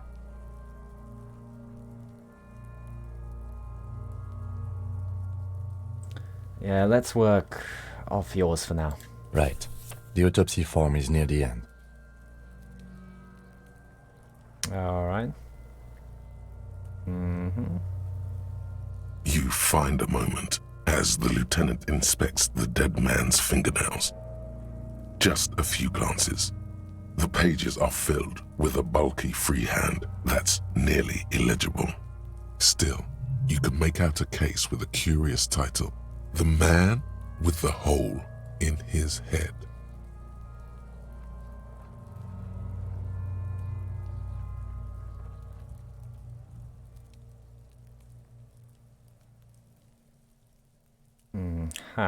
No.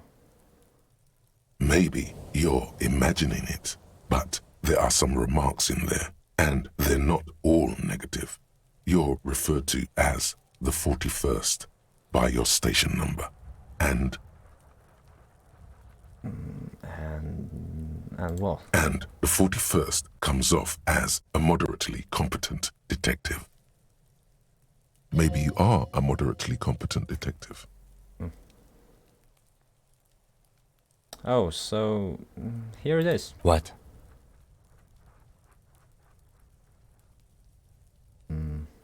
Yeah, the field autopsy form. The dead man stares in silence as you crack open the ledger. The bright red paper is covered in boxes and lists, describing the condition of his skin and organs in 3 parts. Above those, an 11-field info form needs filling out first. It begins with, Alright, 1 distance. That's you. Right, Harry Dubois. the corpse is indifferent to your scribblings, just lies there. The next box says, 2, coroner's case number. KK57-0803.0815. Write it down. Next. 3, name. We've heard the nom de guerre. Lely. It's better than nothing. Write it down. Okay, writing Lely, nom de quiere? What's next? Date of birth? Yeah, 4. Date of birth. NA. 5. Age. Roughly 50. Right, about 50. The corpse looks ageless, like meat on a hook. 6. Race. Mondial. Write it down. The pudgy mess of curdled meat looks neither mondial nor anything other. 7. Sex. Fucky! Male. Pigs can have sex! Right, male. Nor does he look male, with his pregnant belly and indistinguishable face. 8. Date of death. We're still going with March 4th. 51. Ah, so it is. So it's March. Yeah, March 4th. Okay, and it's been a week. Aha. Okay, so right. 4th of March, 51. What else? 9. Body identified by is non-applicable. 10. Case number is the same as the coroner's case. KK 57 0503 0815 listens motionless, with the cargo belt still around his neck. Only one box remains. 11. Evidence of treatment. None. At least not after the initial examination. What exactly is treatment anyway? Interfering with the body's position or wounds post-mortem. Wait. Okay. Don't overdo it. It's okay to be unsure.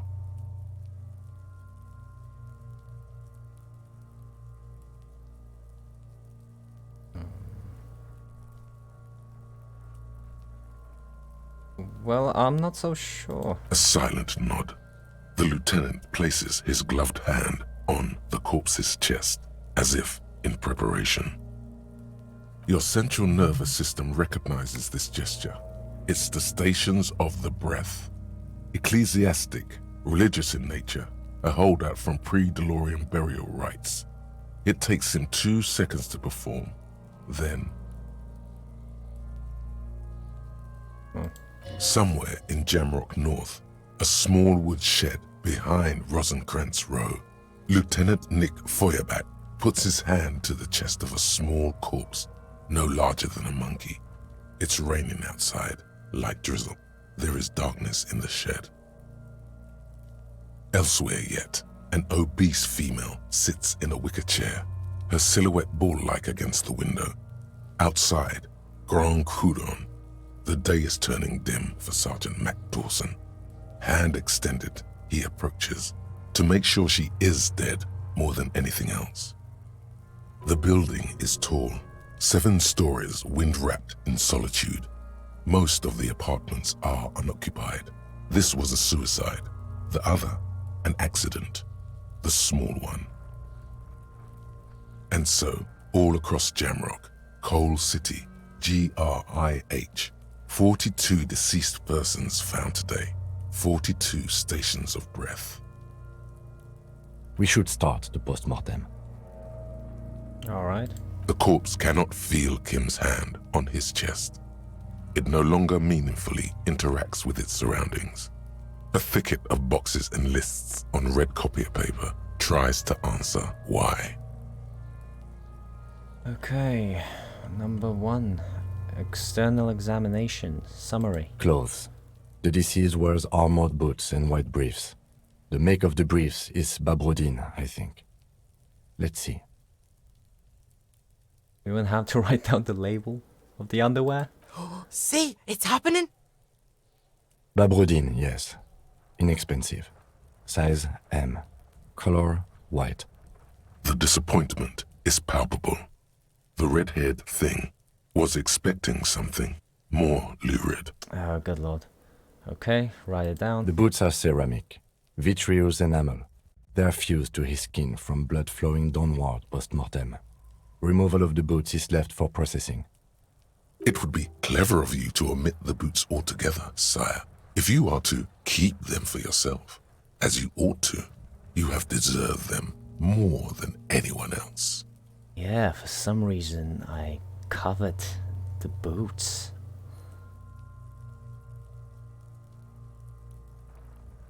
When am I gonna get them? Patience. After the autopsy, before the body is taken away, there will be a window of opportunity. After the lieutenant has gone to sleep. I hope this has helped you, my liege.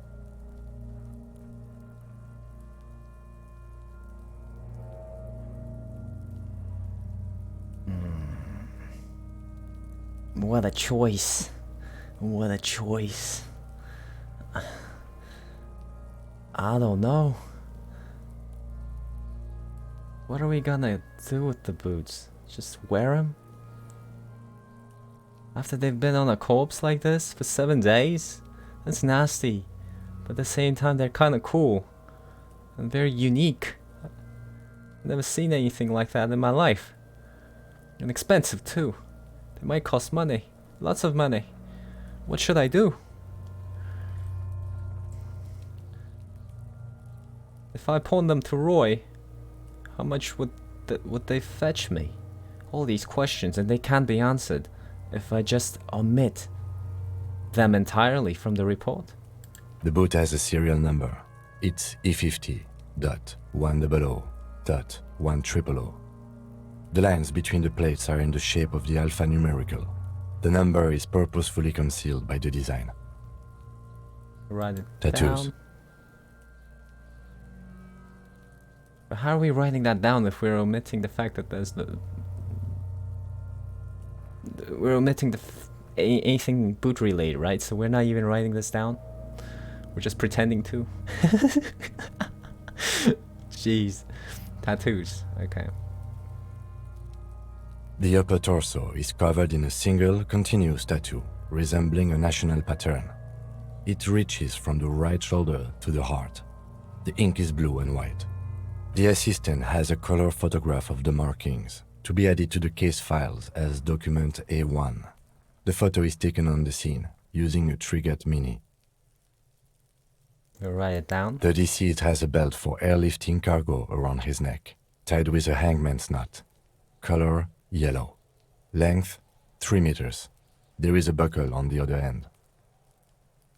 Write it down. Well nourished, athletically built, measuring 1.8 meters. Generally consistent with age, about 50. Preservation is good. Ambient temperature, below freezing. Preservation is good? Are you sure about that?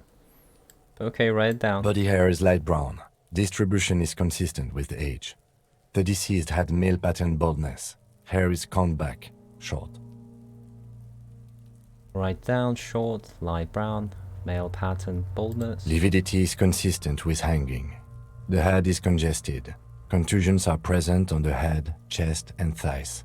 Consistent with stones thrown post-mortem. Low velocity. Fucking low velocity? You think Kuno doesn't know what you're talking about? Velocity was fucking max. Talking shit about Kuno's velocity. This kid. In addition, there are bite marks on the face, scalp, and chest. Consistent with predation.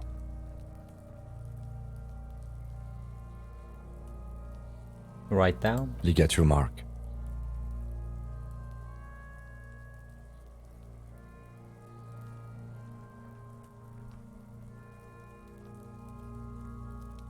The steel wiring. There's too much of it. We need to remove the belt so we can get to the ligature mark. You got just the right tool for that. The chain cutters. Yeah, good thing we got these chain cutters. Always good to think ahead. Now, we need to cut the belt to see the ligature mark below. Carefully, with as much precision as you can. Okay. See, my pig is gonna fuck his head off. No, he ain't. Your pig's a boring fuck.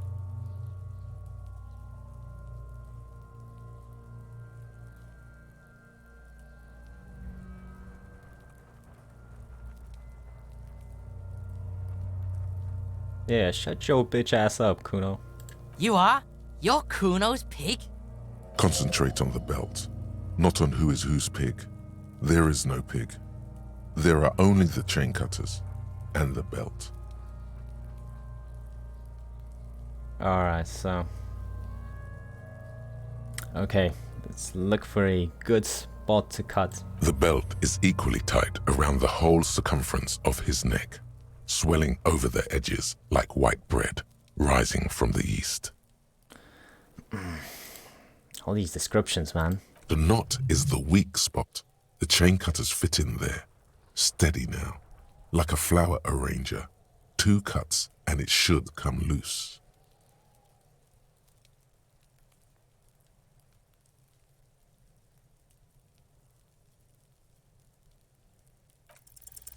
After some deliberation, you sink the cutters into the knot tying the belt together. You squeeze the rubber handles together, sweat forming on your brow. Press down. Snap! The knot is slashed. Another cut and the belt falls apart like a flower bouquet, revealing the dead man's neck and the dark red ligature mark around it. The rope rises to a point, leaving a gap in the ligature mark. The suspension point is in the back of the neck.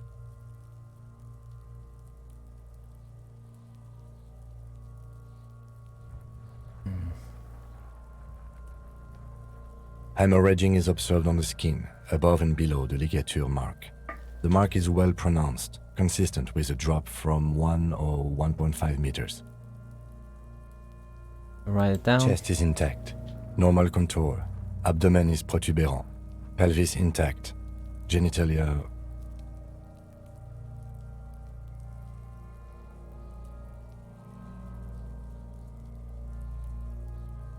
No! Let's get up and see! I fucking knew it! Genitalia is male and unremarkable. No evidence of injury. Write it down and move on. Back is symmetrical and intact. Upper and lower extremities are intact, but asymmetrical. There are combat injuries on the right hand, thigh, and hip.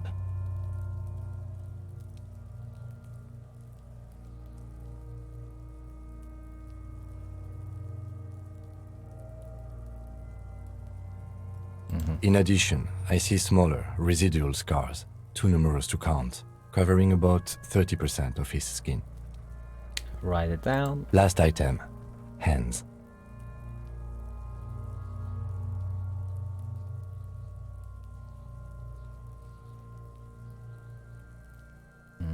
Well, we'll let him do his thing without disturbing his flow, so to speak. Hands are clean. No sign of a recent struggle.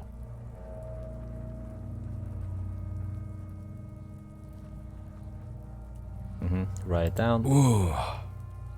That's all for the external. Well done. What next?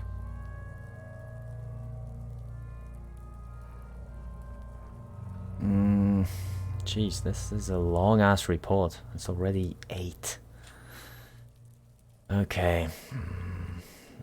Internal examinations summary. Central nervous system. I have nothing. Do you have anything on this man's central nervous system? You don't even have a joke. Nope. Right, not applicable. Musculoskeletal. Purge fluid is coming from the mouth. Not injury related. Eyes and tongue protuberant. Hyoid bone. Let's see. With his eyes almost closed, the lieutenant puts his hand on the dead man's throat and begins to massage it, gently. A rotting smell erupts from the mouth. Purge fluid runs down his lips, black and viscous. You hear cracks as the lieutenant moves his sharp fingers inside the flesh, like the creaking of an old house at night. Yeah, jack that fucker off!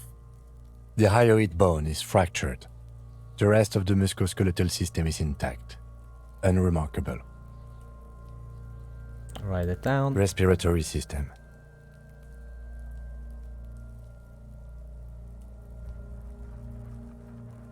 Oral cavity shows no lesions. The victim has received dental implants, possibly after a combat wound. Mouth swollen, hemorrhaging present in mucosa of the lips and mouth.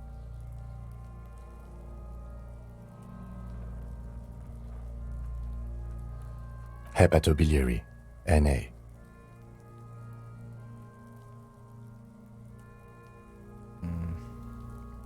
Yes, gonna write what he said. Same for toxicology and serology, NA.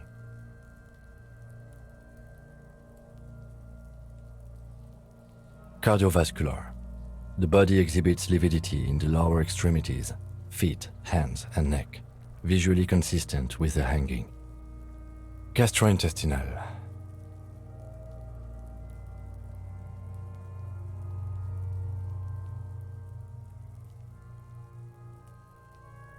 Digested semi-solid food in stomach. Voila.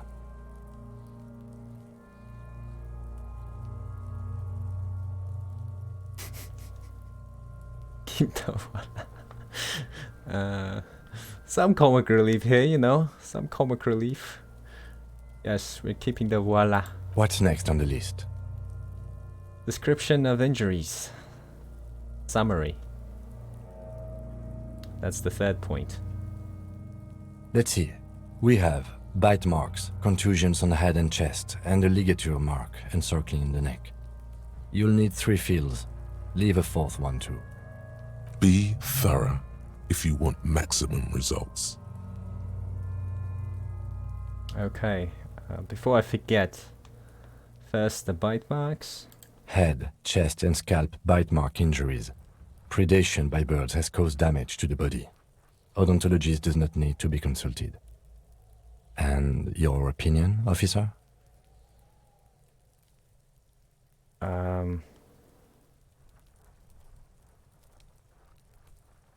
The non-fatal post-mortem. Agreed. Next injury? Second point, contusions. So, the scalp bleeds from a post-mortem head injury, a stone. The injury does not have the rim of an early inflammatory response. The perpetrator on the scene has confessed to causing it post-mortem. At maximum velocity, fucko! Has confessed to causing it at maximum velocity. Writing it down, possibly including maximum velocity for effect. Coagulated blood sticks to his scalp and chest, where the countless stones have hit the dead man. Beneath the description of injury, 2 boxes. The non-fatal post-mortem. Right. Next. Third point, ligature mark.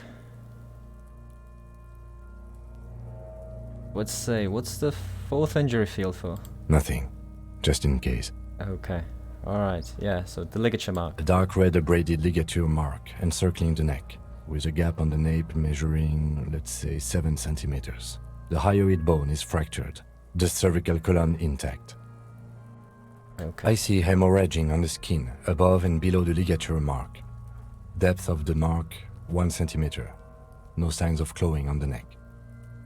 Okay. Below the note, 2 customary boxes wait to be ticked. The man's head jerks to the side. The ring around his neck is visible. Think for a moment. There's time. Don't rush. Well,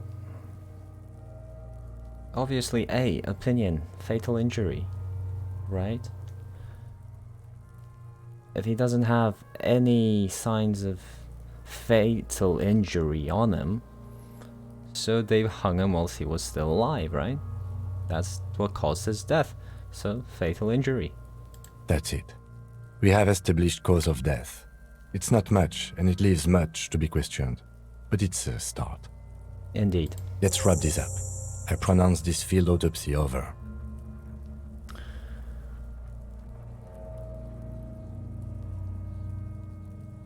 What now?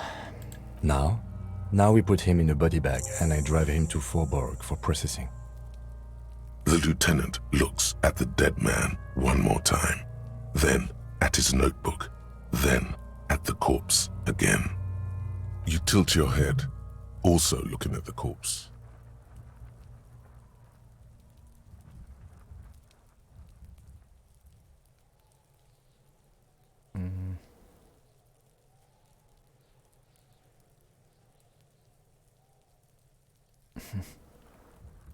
Hmm.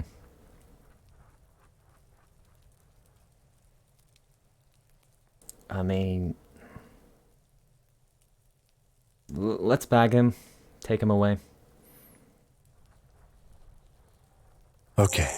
I need a little help for carrying him to the holding pen of my kinema. I can take care of the rest. There go those beautiful enamel boots. May they rest in processing. I mean, he was still there. Well, there might be another chance. You never know. Oh well, in another lifetime. I still trust there's going to be another chance. Then what? It's too late to take him into processing today. I'll take him first thing tomorrow.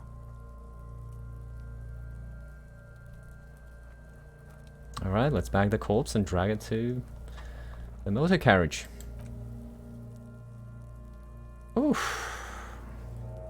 What a day.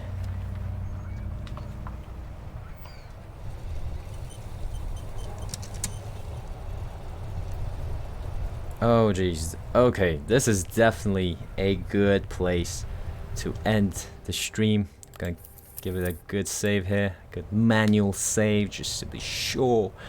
Alright, so we have a buttload of skill points to even begin thinking about how we're going to invest, what we're going to improve here, what we're going to solidify as our truly signature skill. Yeah, no. Alright, yeah. Wow, what a session, I gotta say. So yeah, as always, I'd like to thank everybody for tuning in.